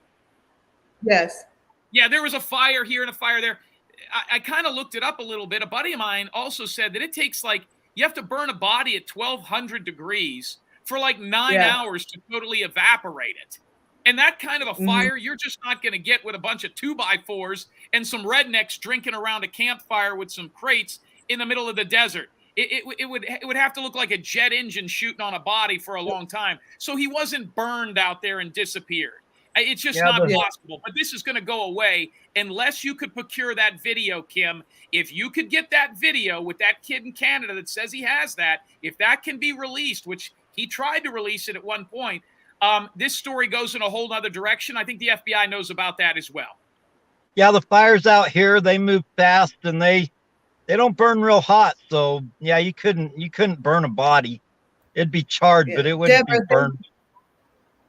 Yeah, Deborah, thank you so much for your super chat. That's a very good question. That's a question I've asked a lot as well. So is there anyone, before we kind of circle this back around, EW saying, can you cover some of the chatters questions?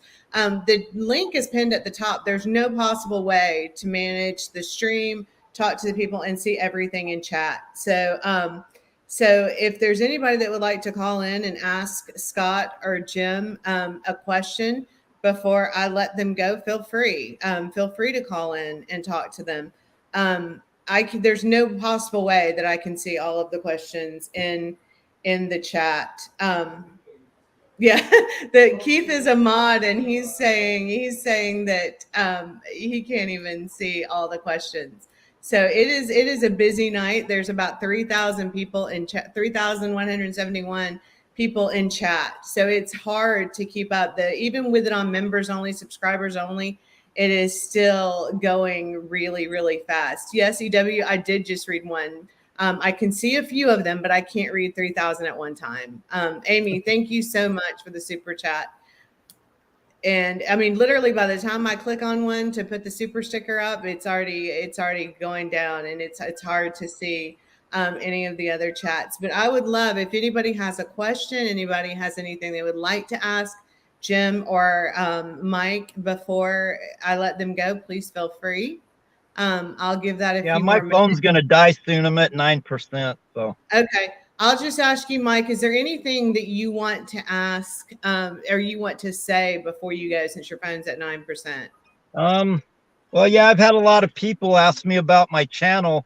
I really don't want to put any of this on my channel. My channel is mainly about living in the desert, but yeah, I just, I've been listening to this and it's not really going. Jim's gotten like most of the leads here, and it's kind of dying out. Like you said, it's going to disappear. And yeah, I just want to try and keep it going, get some flyers, and maybe when the deer hunters are out here, if they don't find him. But, like I said, that circle is huge. They need to start from the outside in, because all the law enforcement started from the inside out. So, and I'd be glad to go out with people. Just, I don't got the gas to be running all over. It costs me like $500-600 a month in gas. Yeah. So I understand. Yeah, if somebody wanted me to go out with them and help them search, I kind of know what to look for, but you got to search from the outside in. Yeah, absolutely. That's a great tip to leave us with, Michael. Thank you so much. And thank you for being here and all the images you sent us. I really appreciate it. All right. Yeah. If there's any other photos you want me to take anywhere around, I mean, any little thing might be something that could help them solve it. So. Gotcha. I appreciate it. I really appreciate it. And I will also put you in touch. I'll make sure Tyler gets your information to Doug for when he goes out there. So as well. So thank you again, Michael. We really appreciate it. All right. Yeah, I'm at 8%, so I better get off here. My wife's called like 3 or 4 times. Call me anytime, Mike. Thank you. Bye. So I think this question is for you, Jim. Do you think Chase was bloody? And thank you so much, DK, for the super chat.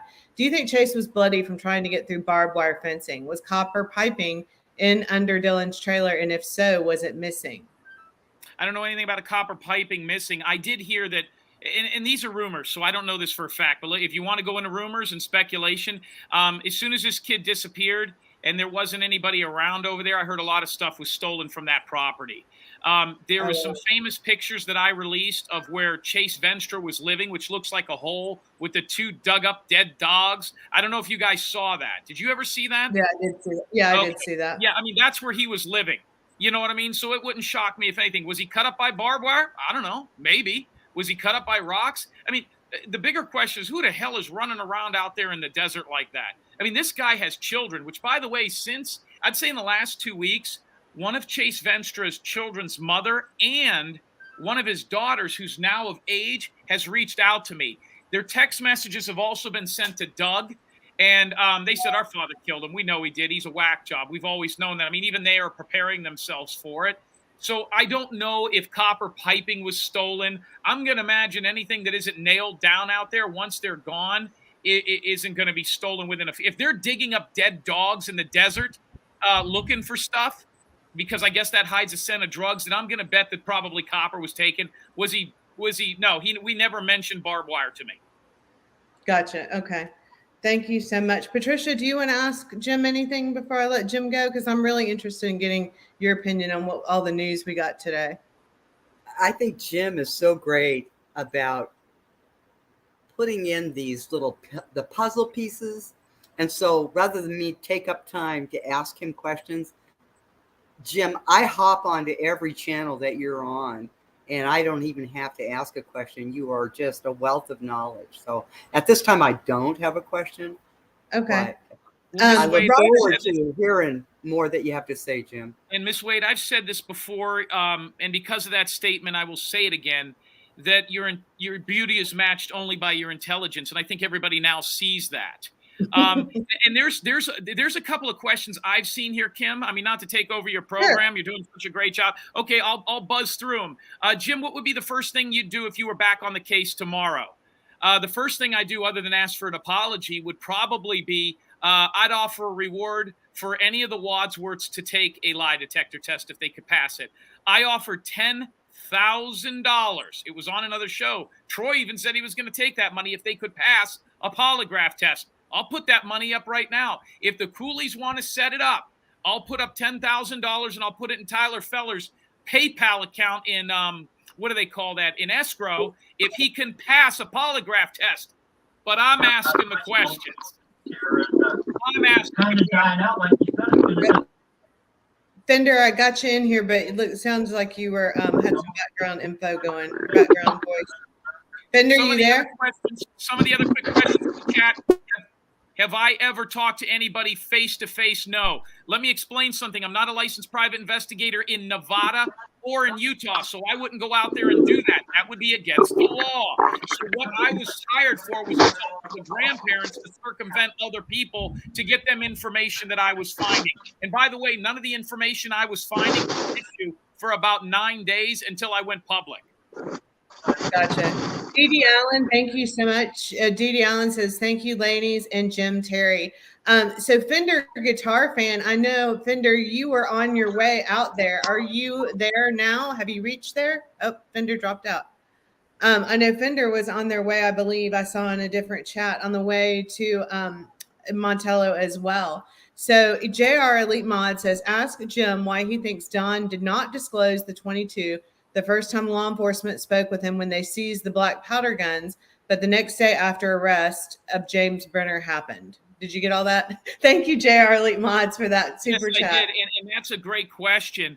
I think there's a lot of people hiding a lot of things out there. I think people hiding an extra gun or, what they do in their off time is all part of the game.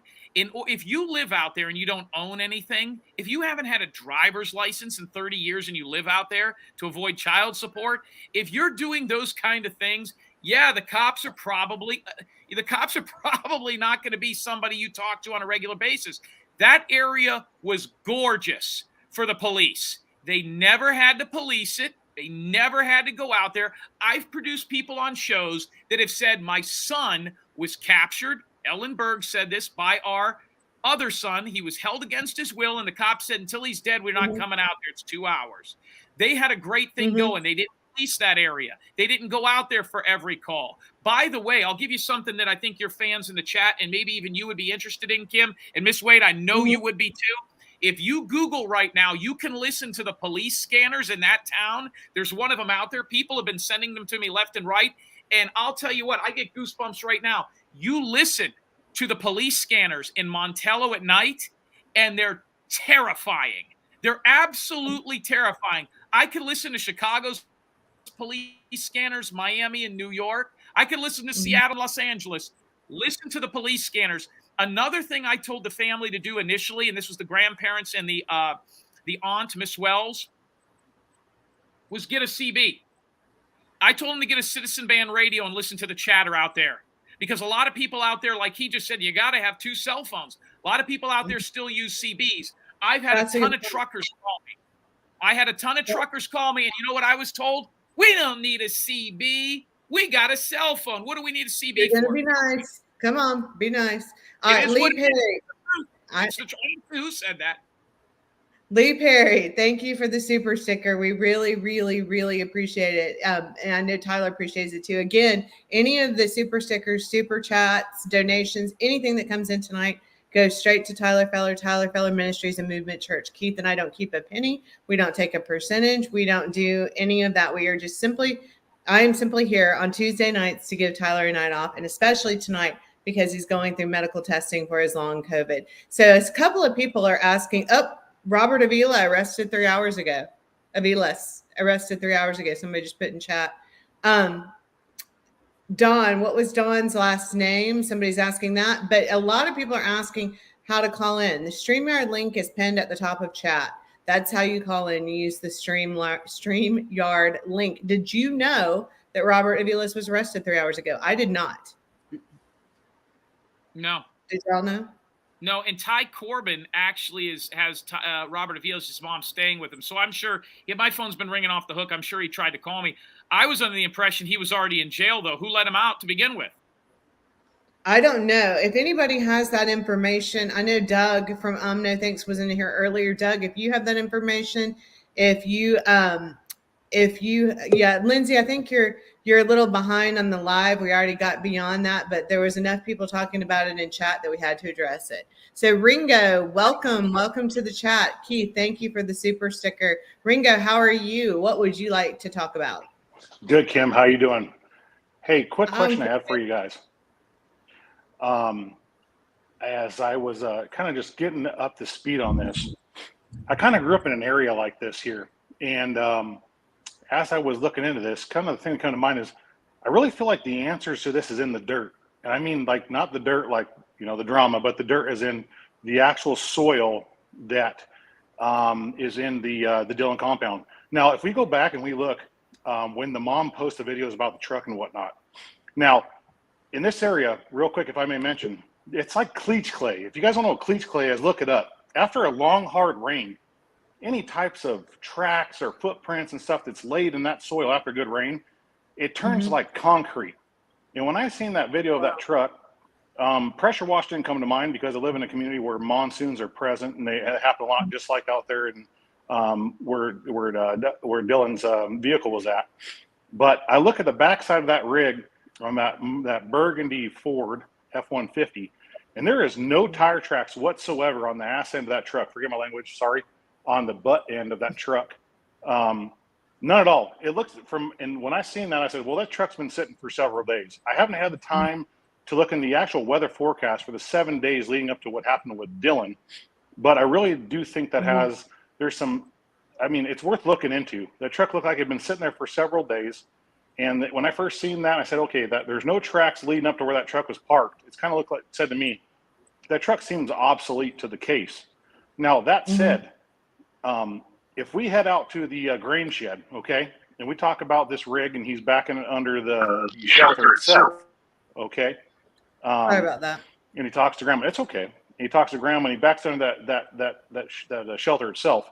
We do know that the grain truck got stuck in the mud and we had to back it in, and they fought with getting it stuck. Okay, so that said, if we can, let's just say we speculate that the crime or abduction took place within around this time frame, okay, it would make sense that, hey, look, when the police show up and they're looking at tracks, we've been told it's like either, you know, Jim or Don's tire tracks running around, whatnot. Those are tire tracks that should be out there.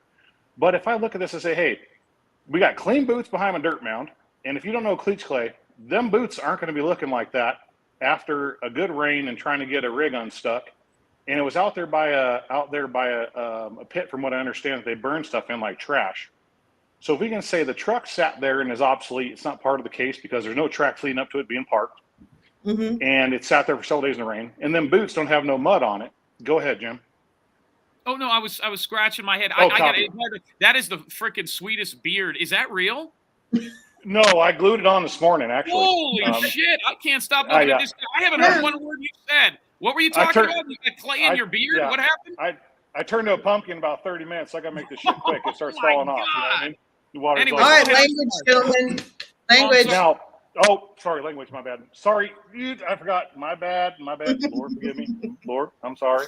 Now, so we say, hey, he's out by this grain truck. He backs under the shed. Now, let's say this crime took place around this time. Okay. Where's the tracks that lead out from this? Let's say a crime was committed out past the dirt mound, and the boots were part of this investigation. Where's the boot tracks to the struggle out there? Because we know Dillon's not soft. He's not, unless he's had a gun hold to his head or something. He's not going to go. He's still going to go in willingly, but not without a fight. Those boot prints, those truck prints, anything along those lines, they're going to be solidified in concrete after a good rain, because we know that grain truck got stuck in the mud.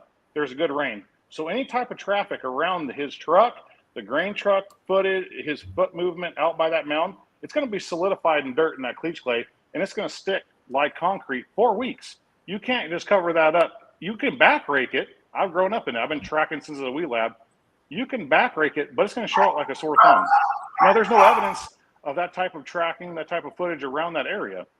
So I would say this, in speculation, if I was out there and something took place, it had to have happened around the grain truck during the time it was stuck, because they're not looking for a lot of traffic, tire traffic or foot traffic, because they're figuring, hey, that grain truck's stuck and they're trying to get it out. So you could hide any type of struggle or foot movement around that grain truck under that shed around that time and explain it away in that mud. So that leaves us with one person or two after he called Don, and let me leave names out of this. So there's one person that was with him at that time after Grandma's call with the grain truck, and then another person that got called after that once he was called, asked to go look into this case. And, you know, I I have an inclination, like I'm just saying, it seemed a lot simpler than it really is and what we're putting into this. Like you cannot get away with this type of stuff in that environment. That dirt out there, it's going to sell you out every time. And it sticks around for weeks on end. So what do you think happened? What do you think happened to him? Hold on, real the quick. Dirt's going to tell you. Real quick. I think those are very valuable points, but I want to make sure I missed Angie TX Sun super chat. Angie TX Sun. I did see it. I think that's a great point. I'll address it when they get done answering this question, but I did just want to tell you thank you. And I do have on the screen, this is a recent arrest of Robert Aviles as of the 3rd. So go ahead, gentlemen. I'm sorry. Go ahead, Jim. What was your question? Well, no. So that means, today is the 5th. So he was arrested. He wasn't arrested 3 hours ago. No, correct. He was arrested on the 3rd. I think it just came out because I found what some other people were saying. The old December arrest was coming up. But when you dug a little bit deeper, this one from July 3rd, which was a warrant for failure to appear after bail on a felony crime, which was, I'm assuming, the December arrest. But it sounds this is a bail bondsman's wet dream out there. Let's be honest. That's what I started to say. It sounds like, thank you, Abby DC, for the super chat. We really appreciate it. It sounds like that what you were saying is happening is they are coming up with reasons to get these guys in jail while they're making their case, is what it's 100%. I think 75%, if not higher, is already in jail, and you'll find out. It's a matter who flips on who. And a lot of people in the chat, and I'm going to let you address this one because I've gotten 10 texts on this, Kim, and it's in the chat, and people are asking. I don't know if you're just not seeing it or if you don't want to address it. Julie Burroughs in the chat, along with about 10 other people that are starting to message me because they see my phone number. What was the Jim talking about with a video of the kid in Canada? I haven't heard of this before. What is he referring to? We don't know what that means. Let me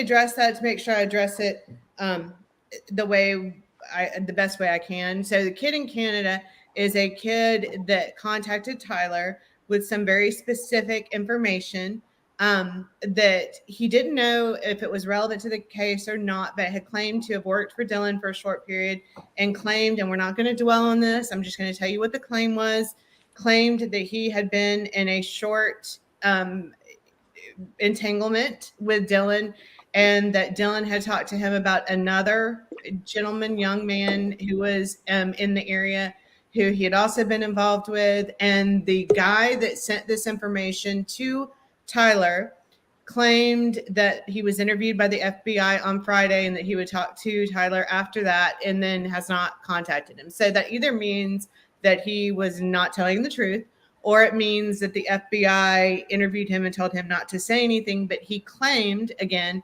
that he could prove that he had met Dylan and had had this interaction with Dylan by a video that he had, but that he did not want to send to Candace. And he claims that he told Candace about this story, but she didn't want to believe it. So we're not going to dwell on that topic because we have no proof of that. That is purely an email we got from a guy that could be true, it could be false, but that's what people. But he's a real guy, though, Kim, right? I mean, we looked him up. He's a real guy. We found his picture. We know who he is, and I've corresponded with him, and he pretty much said what you did.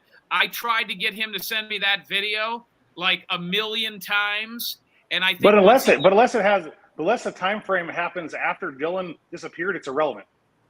Not even close. Not even close. I'm going to tell you why, okay? Because if you didn't know what this kid was into before he disappeared, you're not going to know where he is afterwards. If you didn't know his lifestyle, if you didn't know the people he hung around, we're now hearing, forget the sexual stuff, forget the homosexuality. If there's a guy in Canada who lived with Dylan Rounds, who met him on websites, and then went back to another country, and nobody knows this kid exists and it's legitimate, who else was on that property?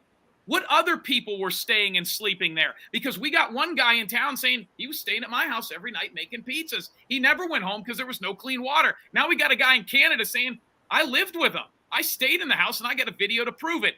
It is 100% relative because it proves that people didn't really know who this kid was that were the closest to him and his family. That's all. Understood. But with regards to that kid from Canada, though, if it's not after his abduction, it's irrelevant. I get the lifestyle. But if that person specifically has nothing to offer after Dylan was abducted, it's irrelevant. We may speak to his lifestyle. We can sniff further elsewhere. But, I mean, bringing up his video and stuff like that, if it's not going to help us further find Dylan after his abduction, I personally, in my opinion, and I can stand corrected, it's irrelevant. Okay? But No, back to the grain truck. I agree at this Back point. to the grain truck. Back to the grain truck. Let's make this simple, okay? Let's make this real clear. First off, we're a month and a half out from finding this young man, okay? So this is some slick, I'm on this channel, some slick poo-poo that we're dealing with here, okay? An individual that has some idea of covering his arse, okay, his booty, okay? Now, so we're talking about Jim, 65-year-old male that Kurt, Jim's best buddy, mentioned is a 65-year-old man with bad ankles. Can he do it? We don't know. Then you got Don. I don't know much about him. Not trying to put people on blast here, okay? But the last individuals that were with Dylan were at that grain rig on a rainy day trying to get it unstuck. And the only way I can see somebody sneaking out that environment without leaving their tracks heavy and hard that had no explaining to do was folks that were supposedly belonging on that property that this took place on a day where they're getting a truck unstuck and left tracks. They wouldn't look like a struggle. If I'm getting a dually rig with grain truck unstuck, any type of foot tracks that I'm looking into as an investigator is just going to look like a struggle trying to unstuck a truck. Okay. If I took advantage of that track trail and then I left that environment and there's no foot tracks leading there outside that environment, that tells me home skillet was either loaded, or that's just regular, that Dylan was either loaded in the back of a rig and hauled out of there on tracks that were supposed to be there. And the one thing I want to mention this, and I'd bring Jim up this, have we made any contact with the gentleman that owns because this young man has vanished without a vanished. Like, we cannot locate this young man, okay? Cadaver dog, sniffing dog, things along those lines. The heavy rain may be why the dogs can't find him. Let's say he vanished. Has anybody touched bases with the gentleman that owns the hair tear and tire repair airport just down the road? Because per FFA, there's one registered plane with that hangar down the street. And has anybody looked at that? Because Salty Cookies, not exploiting Salty Cookies, put them out there. He did post one Google image that showed a burgundy truck outside that hangar. And I'm out of a city of 57, a town of 57. I'm wondering how many burgundy trucks four-door meet that description. And do we have any type of information that maybe even Jim dug up between the gentleman who owns that hangar and Jim and Dylan's interactions with them? The only thing that I heard, and I don't know if you know this, Kim, the only thing that I heard about the airport out there, and I was shocked there was an airport out there, was that there was a homeless guy squatting there. And then it turned out to be the guy that owned the place. The guy that owned the airport looked so filthy and dirty that they thought he was a squatter. I mean, that's the guy that owns the airport. So that's about as much knowledge as I know about this. I think that kid, right around the grain truck might have been where something happened. The kid's 5'9", 130 pounds. He's not beating anybody in that town. And he's not throwing, I don't care how tough he might have seemed. He's 5'9", 130, soaking wet with boots on that, by the way, got left out there. The other thing too is that boot was sent to a lab. And supposedly it was human blood on it, but they don't know whose human blood. Well, it's been long enough. They should know something by now.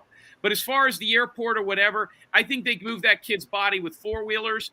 I think if anybody found the lady out there that's missing the two four-wheelers, you'd have a big part of this. And this has been out there on other channels, and this is some of the people that I've been dealing with out there. I think four-wheelers are the only way that somebody without a car gets through those areas. There's a town out there called, is it Kelton? Am I saying that right? Kelton, some small ghost town. It's an old mining town that has a road that goes through it. And a lot of people seem to think that those four-wheelers, how do you say it? Kelton. You aware of that, Mr. Beard? You know that town, Kelton? I do not. No, sir. Okay. Supposedly Kelton is an area where they found the stuff. Because they had to have found something, guys, for the FBI to get involved. FBI didn't hear it from me. So whoever led them out there, and I'm going to guess it's probably Ty Corbin and this Robert Orvelius. I think Robert Orvelius got Ty Corbin. I think they went out there. I think they found some stuff for this kid's on there. And I've been even told that the father, Justin Rounds, knows way more than anybody else in this case. And it was set up that way. Let everybody else deal with the PI and all the other stuff going on here. Mr. Rounds, here's what's going on. And I think he knows the most. And what's interesting is he sits across from that bar every day in his truck, watching the people that I've had my eye on from the beginning, and has not moved since yesterday. He's not at the grain truck. He's not at the airport. Well, he's left now, right? He's gone now. Supposedly, I mean, he's got 2 other kids. I mean, at some point, you got to throw in the towel. No, I don't fault him. I mean, yes, he's got to take care of his family. Now, let me. We've got 3 more people that want to come on. Ringo, do you want to have any last thoughts before I bring on somebody? And I want to make sure I get to everybody, and I'm going to have to close. No, I appreciate you having me on. I just want to throw it out there that I think we really shouldn't dismiss the dirt or the airport. I think that's very good. The answers are definitely going to lie in that dirt. I've been tracking a long time, and just know that cleach, I mean, it's not just going away. And there's telltale signs out there, 4-wheelers or not, it's going to be, the answers are in the dirt. And, you know, if we can just set the red rig or burgundy rig aside and the boots aside and look at it from, you know what I mean, a bird's eye, 1,000-foot perspective at them tracks, at that dirt, you're going to find your answer. It's a clear canvas out there. It's vast, it's open, and it's unobscured. And what you see out there isn't daily traffic like they're going to sell you. You know, really look at the dirt. You know, and that's what I was, you know, calling in to see if anyone's done. But thank you for your time. I greatly appreciate it. Coming from a tracker, that's really important, Ringo. And I think that's really, really great thoughts. I appreciate your thoughts. You know, I wouldn't label myself as a tracker. I'm saying I'm just a young buck. I grew up in that environment. It's just something that came naturally growing up. I wouldn't say I'm licensed in it, but it's easy to do. It's something you just kind of learn to read land, read dirt, read level, and read tracks. You know what I mean? When you're hunting, doing your thing, you know, it's just something I grew up with. And I'm out. It's a clear canvas that that crime scene painted a picture on, and ain't nobody looked at it. And I just thought I'd bring awareness to it and ask about it. I appreciate it so much. Thank you so much. Appreciate it. Thanks so much. Bye. You too. Bye. All right, Bizarro Vision and Black Dove. I'm going to go ahead and add both of you. How are y'all tonight? Good. How are you? Good. Bizarro Vision, you've been waiting a long time. I'll let you go first. What do you have to ask? Well, I wanted to know that when the Heavy D guy came into the helicopter and they said that they were talking about 2 guys and they said Jim and the old grumpy guy. Who's the old grumpy guy? Do we know who that is that they were referring to? Do you know who old grumpy guy is? No, I don't know who the old grumpy guy is. I would say probably my father. I don't know. No, I don't know who that is. Real quick, something you heard in chat? You saw in chat, or did you? No, when Heavy D went with the helicopter and they were searching, before they left, he was talking with Justin and his mom, and they were talking about who all is out here, who lives out here, and they said just the people that work on the farm pretty much or work with Dylan, and that grumpy, and then they both referred to him as some old grumpy guy, and I didn't know who that was. There was 2 guys. I wonder if that's There was Don, 2. I think Jim was one of them. Jim. Don. It was Jim the grumpy guy. So I Jim think is the probably grumpy guy. Jim, the grumpy guy.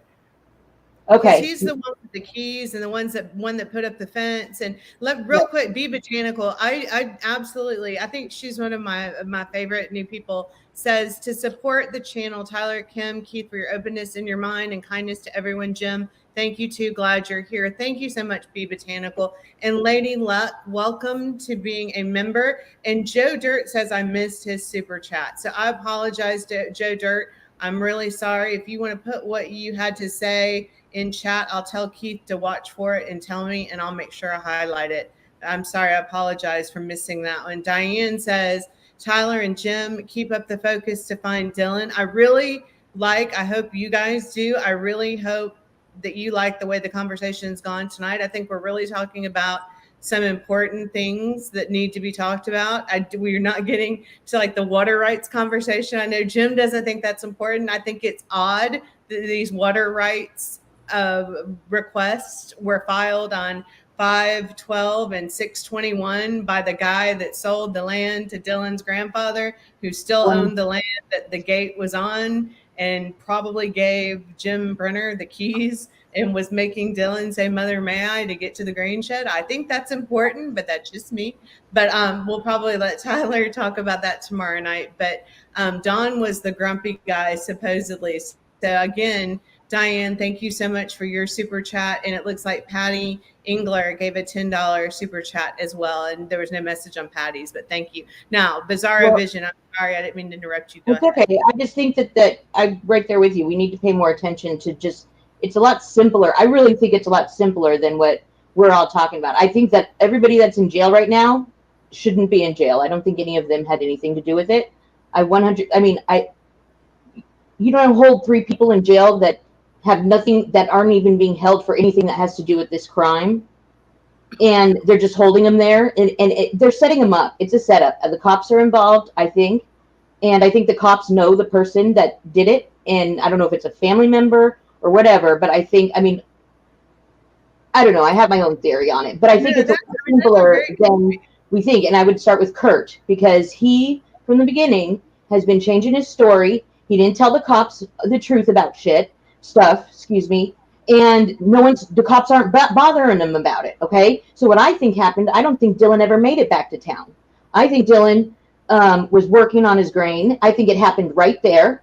I think the person who killed him and whoever helped him drove everything back themselves.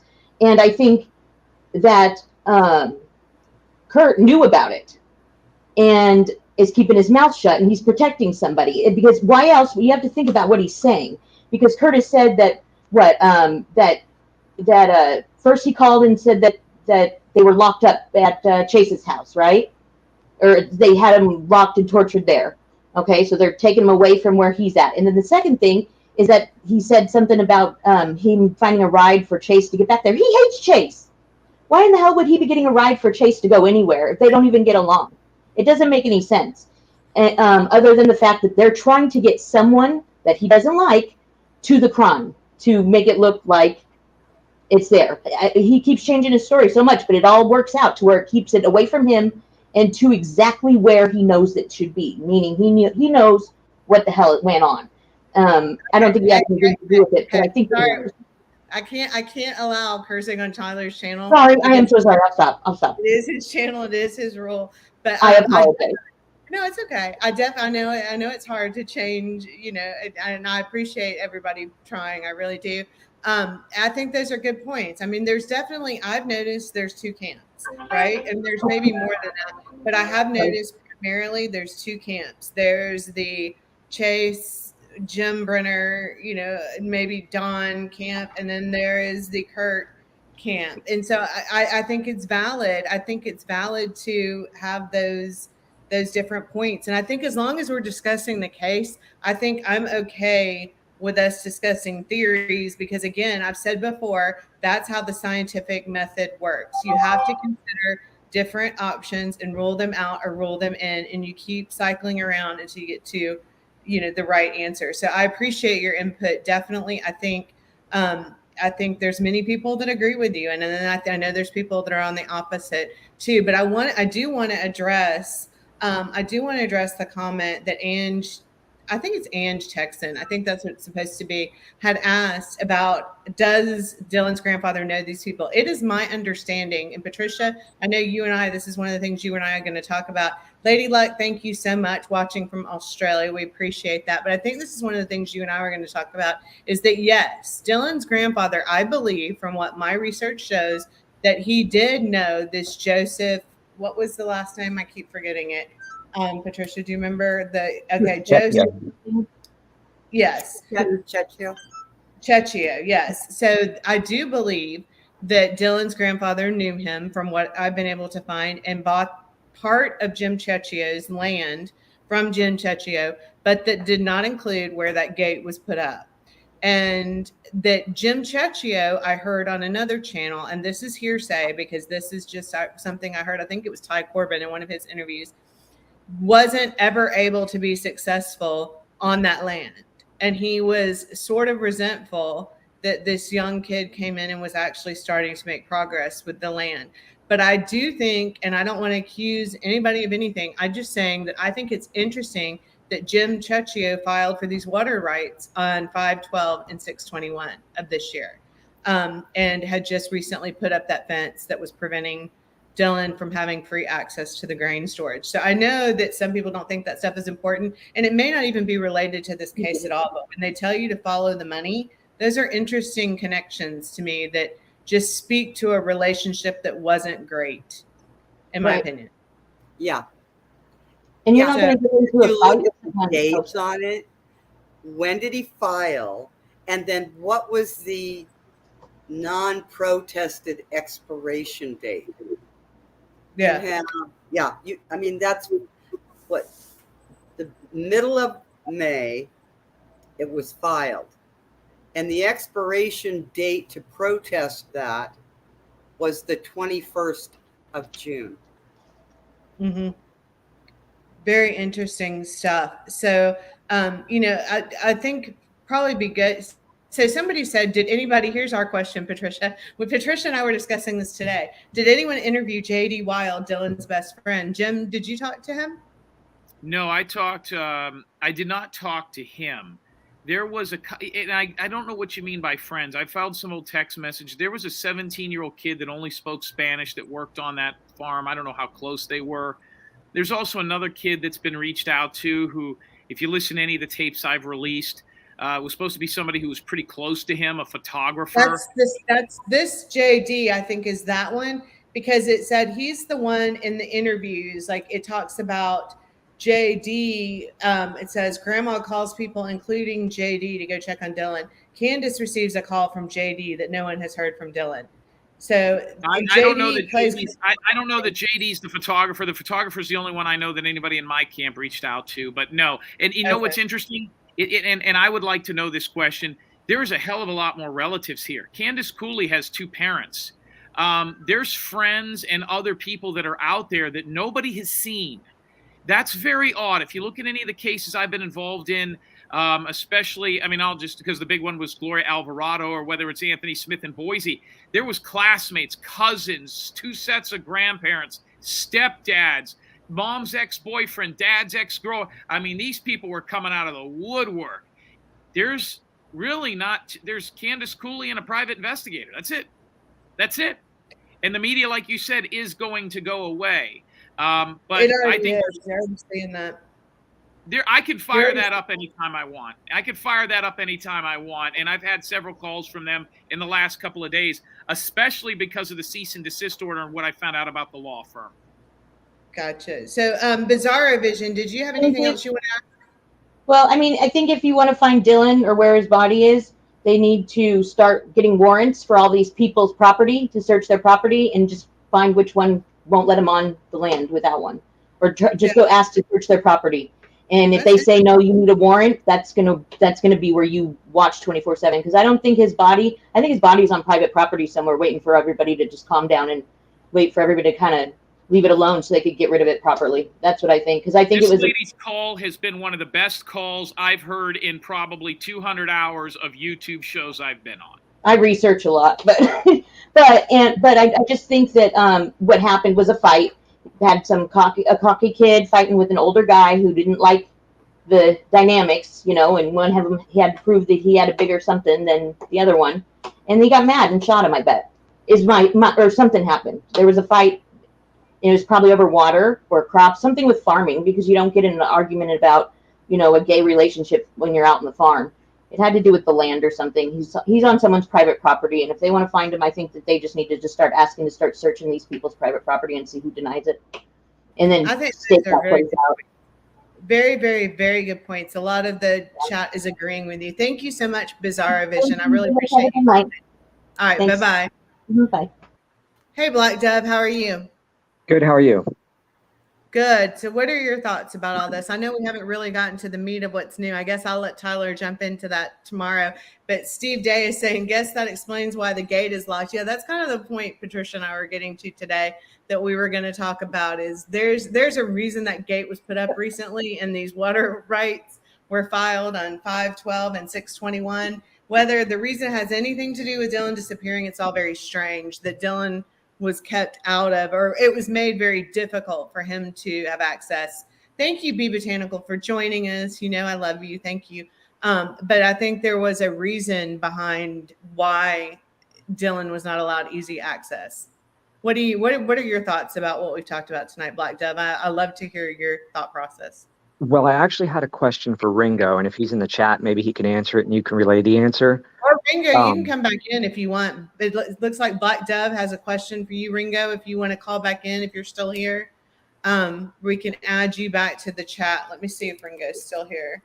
Yeah, Ringo, it looks like you're still here. If you'd like to come back and let Black Dove ask you a question. While he's possibly coming back, Black Dove, anything else you want to add? Yeah, I had a question for everybody here. As far as JC, right? The guy who owned the property where James Brenner was staying? Yeah, so that's Joseph Cecchio. Right. I'm not a very good Italian speaker. So he owns the property where James Brenner was on, because I was under the impression that that was the same property as Dylan's up to this point. So No. I had my wires crossed. No. Yeah, I think a lot of people did. I mean, that's why I was saying it really came up today that someone was researching. Tyler has a lot of great, wonderful people that do research for him, like Jim does, and that send him information. And so it's kind of like having your own like street team out there where, crowd funded, crowd researched.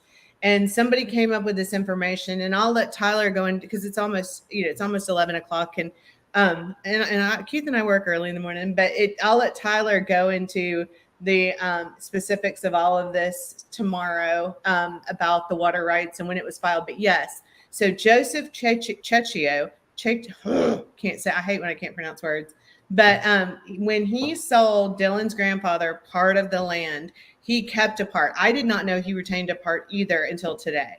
He retained a part. The part that he retained was where the trailer was that Don owned, that Jim Brenner was in, and it was also the part where the fence was put up with the gate, the makeshift quick gate that, and like Michael was saying, that gate wasn't enough to keep anybody out. It's just annoying. It's a Mother May I thing. So to me, it was like it just showed that the relationship was not all hunky-dory, that there was some contrarian, just, I guess, relationship between the two of them, or between all of them. Did Ed Harshberger, did he sell anybody who was there the land? Like, did he own any of that land? Patricia, do you know that? Okay, so we have some key players here that owned property. One of them was Cecchio. The other one was Ed Harshberger. Now, we were listening to Ty Corbin a few nights ago. He was on Doug's program. And Ty Corbin had nothing good to say about Ed Harshberger. He said that guy has got such a bad reputation and a background. Yeah. He had nothing good to say about it. The clarity on Ed Harshberger, somebody owns the property that the farm is on. Somebody owned the property that the grain shed was on. So there are two guys that are kind of in the background that own property there. I have not been able to find a record of Harshberger, Ed Harshberger, owning any property there. So I'm not going to say yes or no right now, but I'm looking at him. I'm finding all kinds of interesting things about guys named Ed Harshberger. Can I ask you a question? Nice. Can I ask you a question, Black Dove? Since the teacher left the room, real quick. I'm still here. It's just lightning behind me. Oh, never mind. I was just going to ask, and Black Dove, I've asked you this on other programs. I don't want to dwell on it. And there's a reason I'm asking him. We've done this on 50 other shows. Black Dove, sexuality, is that a focal point, or should that at least be looked at in a case like this? Why and why not? Well, I think you got to look at the people who were closest to him. So that does play a role as far as determining who that is. Okay. But beyond that, like what kind of, if it was a lover's quarrel or something, which is looking less and less like, then yeah, it could be relevant. But how about the metadata that they're picking up from these cell phone towers or whatever that stuff is, where they got planes flying over and they're going to match everybody's cell phones and okay, and all so metadata just tells you that somebody called or texted somebody else. It doesn't give you the content of the messages. If they want to get the content, they'd have to submit a warrant to the carrier, and then they could get text messages or whatever social media. They'd have to submit a warrant to those companies, and say this person is gone missing. We need a warrant to search all their social media, which they could do. Maybe they already did, for all we know. Like, the FBI is not going to say if they've done that or not. But it can definitely be done. As far as cell phone tower data and pings, that shows your rough location. It doesn't show you exactly where they are. It just shows you when the phone connected to that tower and roughly the distance. Wouldn't they be able to match up the people that, let's say, the people that are already in jail? Wouldn't they be able to tell that their cell phones were all together? Let's say me, you, and Kim. Yeah. Yeah. They could do that. Assuming they had their cell phones on and they weren't smart enough to turn it off. Right. They could definitely do that. And especially since there's like 5 towers out there is what I believe Candace said in an interview. That makes it easier to triangulate things down to a small distance. But I'm sure the FBI has already done that. Like, they're just not going to they're not going to say to the public, hey, here's the pinpoint of exactly where all these people were. They're going to keep that, like, for their case. Gotcha. Do y'all see this comment right here? I was just going to say, MK Ultra. Real quick, MK Ultra was on another show with me, and Dawn roughed him up pretty good. And MK Ultra, I've been trying to reach you ever since. I like MK Ultra. MK Ultra, you have my phone number. You need to reach out to me. I need to talk to you off the air. But go ahead, Kim. I'm sorry. No, that's okay. I was just going to say that's interesting. MK Ultra says Ed Harshberger ripped me off $10,000 when I worked for him 8 years ago. You won't find much on him. The surprisingly, the first part of that sentence isn't the more, I guess, interesting to me part of the sentence as the last part. You won't find much on him. And I think that's interesting that you would say that. And I wonder why. The Shaq lady, the comment, obviously there was a fight. Dylan isn't going to let a person snatch him up. But MK Ultra, I was going to show this second comment. Ed is all over that area, even by the father's area up in Teutonia, Idaho, aka Yellowstone-ish. So that's another interesting comment that I think there's probably, Patricia's back there nodding. I think Ed is one that we need to learn more about, I believe. And so George Taylor says Hirschberger ain't right. So I think there's definitely some merit to that statement. I'm going to add Latresa and then I'm going to add Michelle. But Ringo, if you're still here, please come back. Black Dove wants to ask you a question. And then if he's not back by the time we get done with these 2 calls, Black Dove, I'll just let you go ahead and ask it and see if we get an answer later. But Ringo, if you're in here, please come back. All right, Latresa, welcome. How are you? Hey, how are you? Hey, I Good. was going to ask Patricia. I'm good. Patricia, what did you say about the properties? Because I'm wondering that if the grandfather bought the property for Dylan to work it, why isn't the farm, the shed on his own property? Why does he have to have permission to get in there? Jim, that's what Patricia? Yeah. That is what I've been screaming about for days now, Latresa. That is, I don't understand. That's, to me, see, okay, here's what it seems like to me. And this is, again, I don't feel like this is disrespectful. I feel like this is what I would say about my own son. It feels like to me that Dylan was given this property as something to do, right? I don't, he had dropped out of high school. I could see myself doing that. So I'm not blaming anybody for that. But it seems like he was given this property as something to do, not necessarily thinking much would come of it, is how it looks to me. JR Elite Mods, thank you. I'll read that in just 1 second. But to me, it looks like he was given this land to work as something to do. But then he started becoming successful. And when he started becoming successful, I think it caused problems for somebody. And I think the water rights maybe. But that doesn't explain anything about the shed. That doesn't explain why that's not his shed. If that's his 600 acres, then he should have that shed on there. The shed is not on his land, is it, Patricia? It's not? The shed is on his land. The shed is not on his land. I think the shed is, but the road to get there, the gate is not on his land. If somebody, Black Dove, do you know the answer to that question? Because now I'm getting confused. I don't know who owns the land rights for that particular plot where the shed is, but I do know that it's pretty common for farmers to have like a farm and where they live and then have vehicle storage far away. Yeah, the shed is not on. It's not on Dylan's land. There Okay, is a there's the central first location. problem right there. Yeah, That's I the would have first built my problem. own grain shed, but that's not my job to jump in after the fact. But it was separate. Now this might have been a central location where perhaps other farmers may have dropped stuff in there, but it was the closest location of a grain shed for Dylan to take his seeds once they finally come up. He was there 3 years. This was the year that the grain seed was coming up, and so, but it was not Dylan's property. Yeah, First thing I would have done is built a shed for all my tractors, my farming gear. You know, that would have been the first thing I would have done. Yeah, absolutely. So, and that's what I want to know. If you yeah, I totally agree. Kim, if you really look at the early photos and videos, they disturbed me. We got a 17, 18, 19-year-old kid, 18, 19-year-old kid at any point in time living out there. The living conditions of that property concerned me.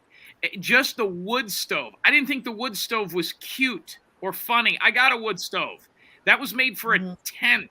That wasn't made for a trailer where you knock out a window, you put a piece of iron in the glass, and you burn inside of a flammable. I mean, that thing would have went up like a stack of cards. It's incredible. It was basically made out of cardboard. There was a whole hell of a lot wrong with that. No satellite phone, no security system, no deer cameras, no trail cameras, no Rottweiler on the property, no pit bulls, nothing, no fencing, no policing, no neighbors, no adults for some point of that time.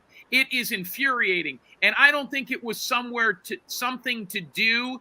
I think it was as much as somewhere to put him. And I'll let everybody else figure out why that might be, because it doesn't make sense. Ann says, watch the Kurt interview. People are saying Dylan and Grandpa were looking into buying the property with the shed and the gate. That's interesting. Ann. I'll need to rewatch the Kurt interview. I don't know that I watched the Kurt interview. I don't know. Why didn't they? What'd you say, Black Dove? I think she's talking about a new one that just came out that I haven't seen yet either. Okay. I'm sorry. We're having a major, not only do we always have bad internet here at our rental, we're now in a major storm right now. So it's literally, that's why I keep turning my camera off, because it's using our bandwidth, because we're just in this horrible storm. So I probably will not be able to be on here much longer. It's pretty bad. And I keep having, I'll leave, so I'll give you some more bandwidth. Okay. What she's not telling you is, wait, thank you, Latricia. You're welcome. What she's not telling you is her house, her second home is so massive in square footage that it can't possibly. She needs 3 routers in that house just to be able to connect to the internet. I heard something like it's the size of a Costco, but what do I know? Yeah, that's what I'm saying. Whoa, what's going on here? Hey, Michelle. How are you, Michelle? Yes, ma'am. Good. How are you? Do you have a question? You do? Yeah. Okay. You got give me communicate. How come you are there on the case? What? How come you are there? What? The case. I think I just got closed out. What happened? How come? What did you say? Yeah, working on the case. How come you're here working on the case? They told me they see you on the case. So why are you here working the case? Why are you here working the case? No, why are you here working the case? What? Why aren't I working the case? No, Yeah.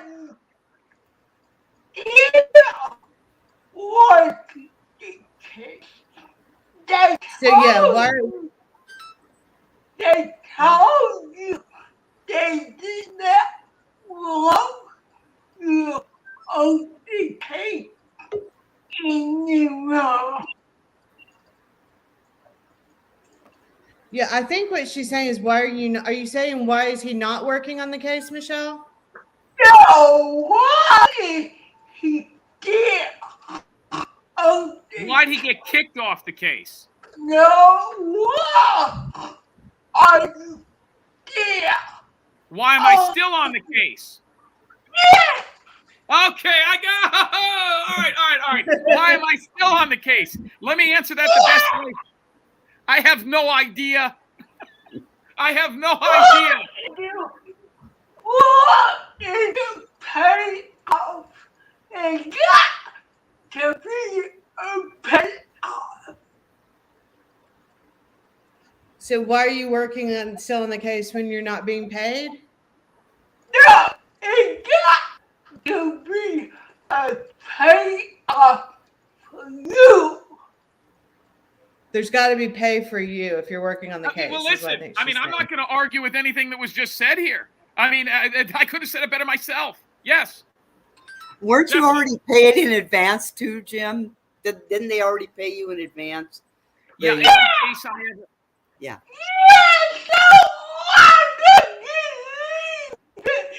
They won't you leave it alone? Oh, why don't I leave them alone? Why don't you leave it alone? Yeah. Why don't I leave them alone? I'll tell you what. If you want me to leave them alone, do you want me to leave them alone? Should I just leave? You're not going to leave. Do you like me? You're right. I ain't going to leave, huh? You know. Yeah, I know that. But you need to ask yourself why. We need to get you on Oh No Investigates. You got to come over there. I think we could make you we could put you on a panel. You need to ask yourself why are Kim, I'm pretty sure that was a curse word, Kim. Okay. Yeah. Well, Michelle, if you want to go ahead and put in chat, if you have any more to say to Jim, I love you. I thank you for being in here. I think Jim answered it as best as he could, but we appreciate you calling in. Thank you. All right. Bye, Michelle. Bye, sweetheart. All right, Casey. Casey, welcome. Hey, thank you. Yeah, how are you? I'm good. I just want to make a real quick comment. I wanted to call in. I've been in law enforcement 20 plus years, and I work plain clothes and work deep cover in a lot of cases.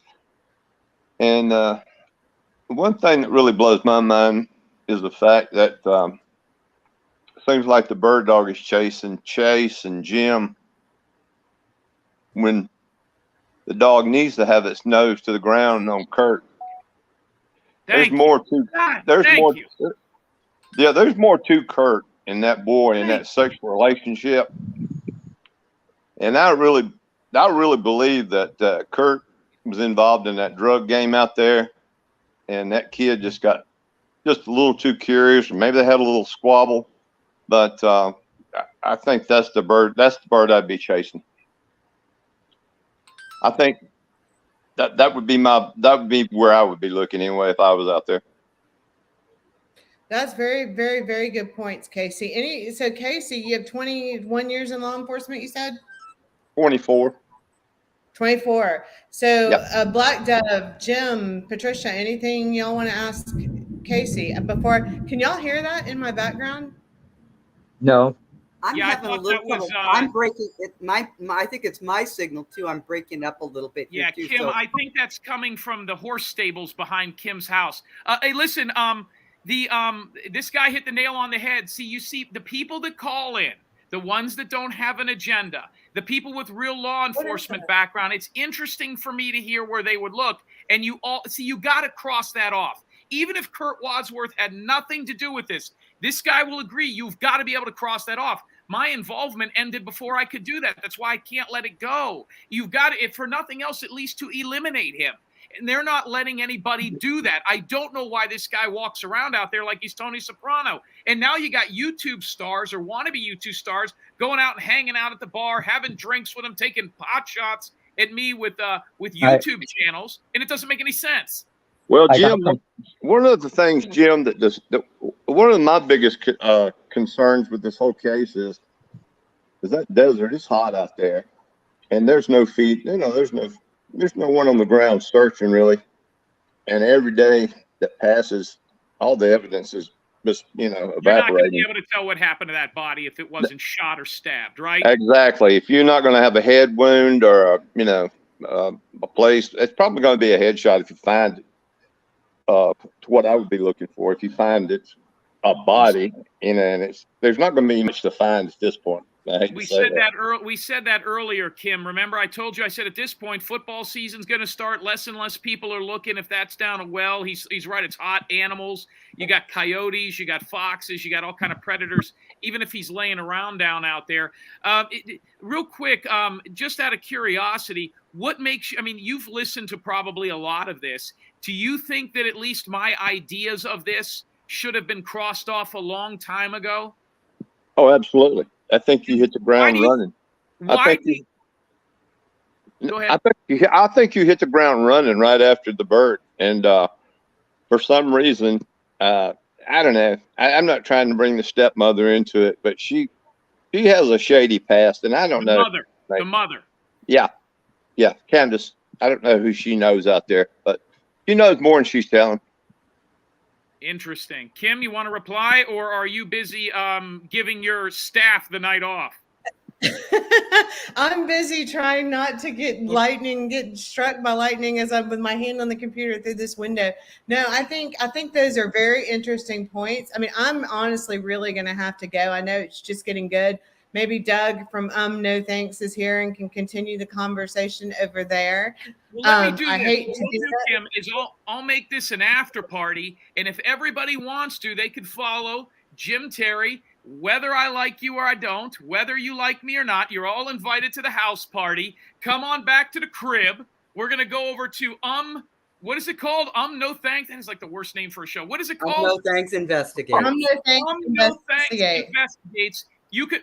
Miss Wade, hey, Casey, I don't want you there because you'll start busting people. I don't know if you're working undercover or what, but if you want, you can come, but you gotta take the badge off. Everybody come on over there in the next few minutes. I will be over there. Come on over there and check us out. We'll continue to talk about this as long as it's relevant. Casey, Mr. Casey Carpenter, can I ask where you're based out of? Can you get out of Atlanta? Oh, you're in Atlanta. Yeah. So you know where Casey. I'm sorry. You're near me. How are you not getting lightning all over you? It has been. I live on Lake Lanier. I'm actually in Lawrenceville, close to Decula. I spent many years working around Clark, Atlanta. I was going to say, are you aware of where I played my college football, Clark Atlanta University? Why don't you tell the people before? Go ahead. Yes, Morehouse, Clark Atlanta University. The old Morris Brown when I was there. Real quick, why don't you tell people why Clark Atlanta University, for a guy like me, is so bizarre? Because you was probably the only white guy playing football there. I was the only white guy out of all four colleges at the time in the late 90s. I was majoring in Black history. But listen, I don't want to bore you with stories. Like I said, Kim, one of the reasons Kim's getting the lightning strikes at her house is she's got a couple of pool houses in the back. And that lake that she lives on is probably getting hit left and right. And because it's the size of the Fleet Center in Boston, she should probably take cover. All the Waterford crystal in that house is probably exploding. And her husband, Cliff, who she can't probably find for 3 days, the place is so big, has probably left an hour ago, guys. I'm going over to No Thanks. God bless. Well, I appreciate the chance to call in. I appreciate talking to you, Jim. Thank you, Casey. Absolutely, Casey. Thank you. Kim, You're welcome. You and I, Kim, never had a chance to really get into the conversation. But I just want to say that, like you said, maybe Tyler will do some of this tomorrow night. We have a wealth of notes and documents, things we didn't really get a chance to go through. But I really appreciate that you brought on the people that you did, because look at how much everybody else is contributing.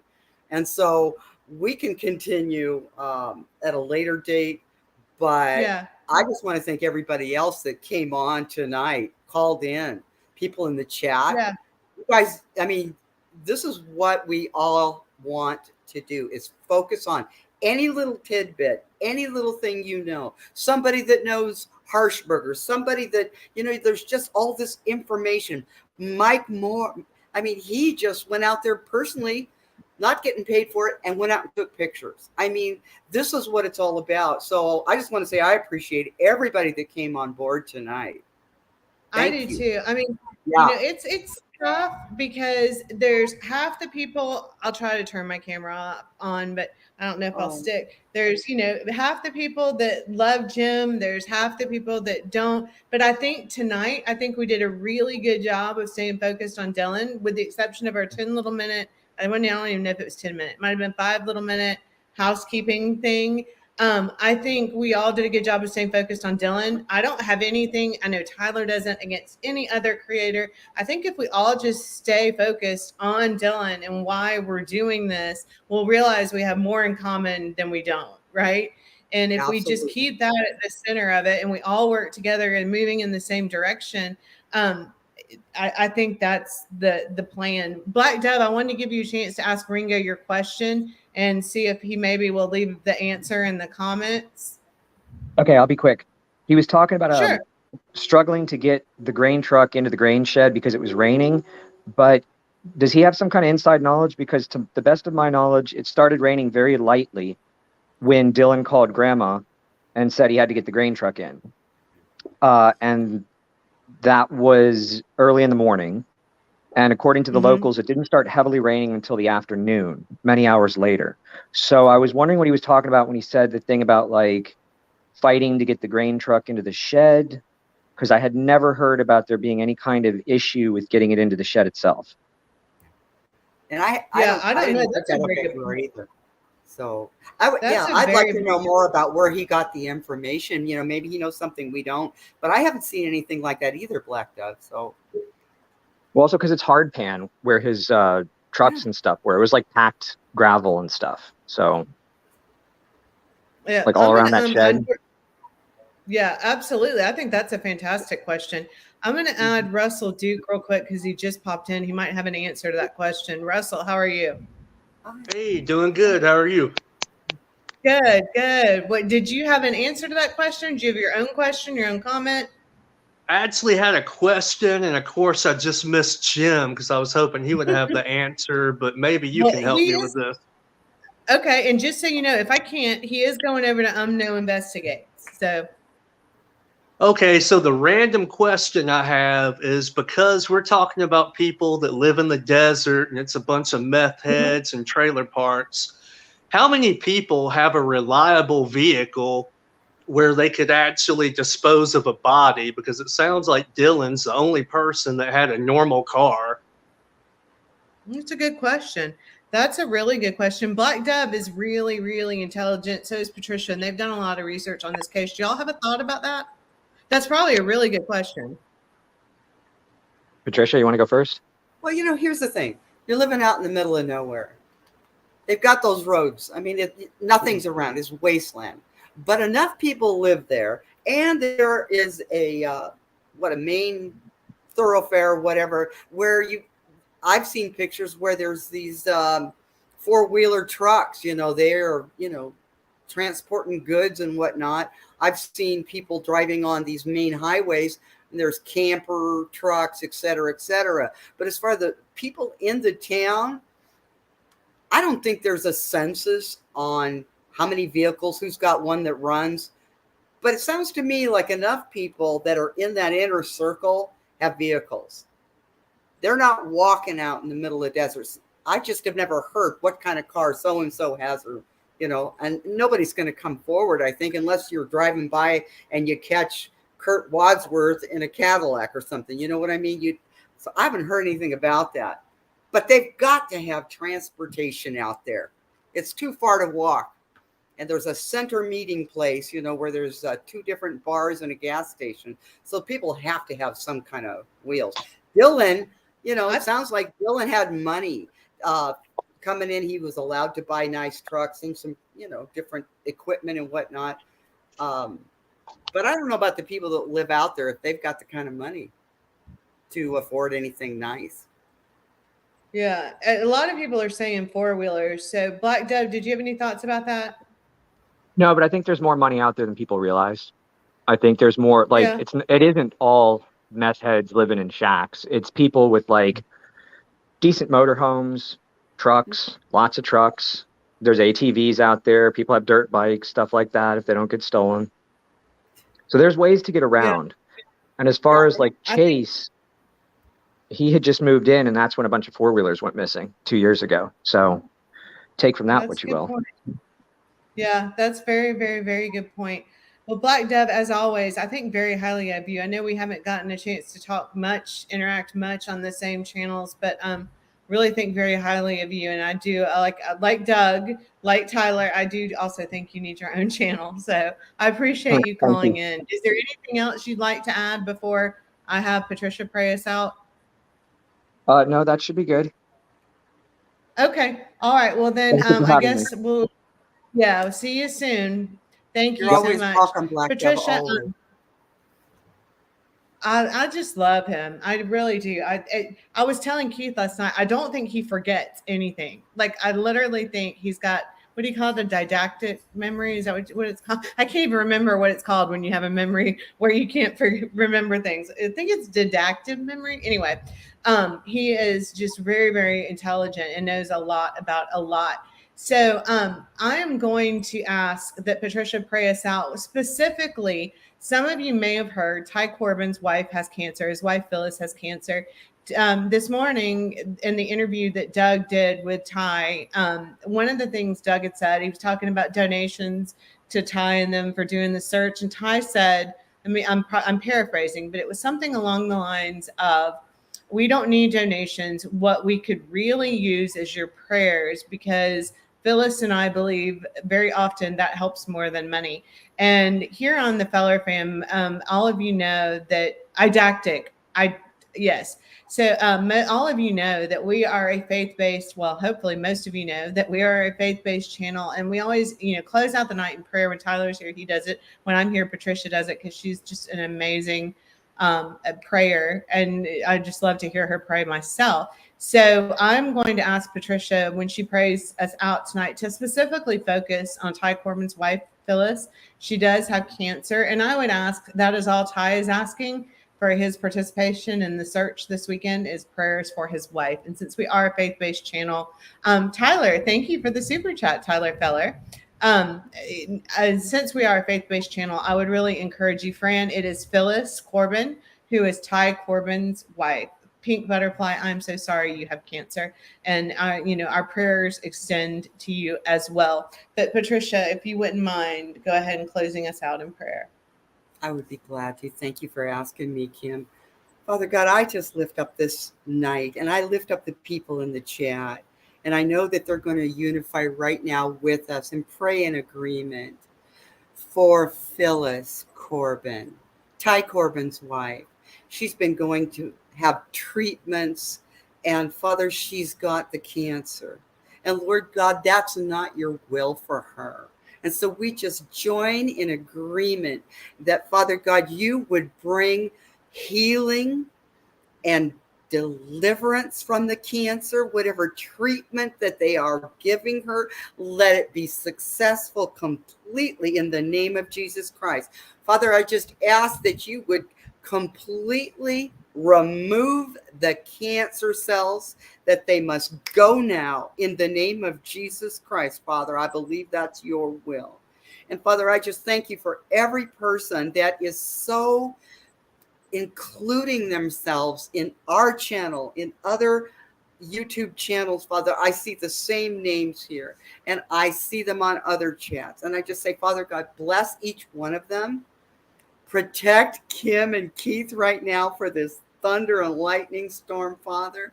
I ask also that you bless and guide Tyler in the things he's been going through with all the tests at the hospital.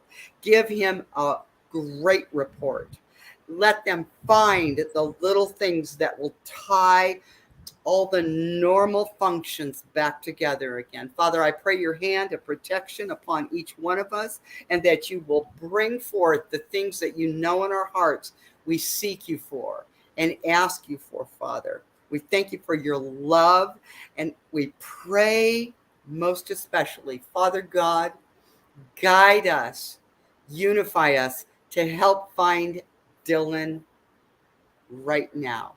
Every person going there, to boots on the ground, to phone calls and investigating. Father God, bring protection, but I ask that you would expose, that you unlock any channel that is preventing the key information. Open it up wide, Father, for the sake of Dylan and his family. Thank you for hearing us in the name of Jesus Christ, Father. Thank you. Amen. Amen. Thank you so very much, Patricia. Thank you, everybody, for being here. Dr. Edward Moskowitz says, amen, beautiful prayer. Patricia, you are amazing. And, I think you're amazing. And I'm sure Tyler will have you call in tomorrow night to discuss some of these things that we got here in the last few hours before we started the show. I hate that we didn't get to talk about them, but I do feel like we had some valid conversation. We had some Dylan folks. Great. I think you hosted it so perfectly. I'm going to get off now. I know you guys need to go. Love you guys in chat. Be safe. Love you too. Bye-bye. All right. Thank you so much. Good night, everybody. I'm going to try to turn on my camera and say good night, everybody. Thank you so much for being here with us. Remember, check out tylerfellow.com/merch.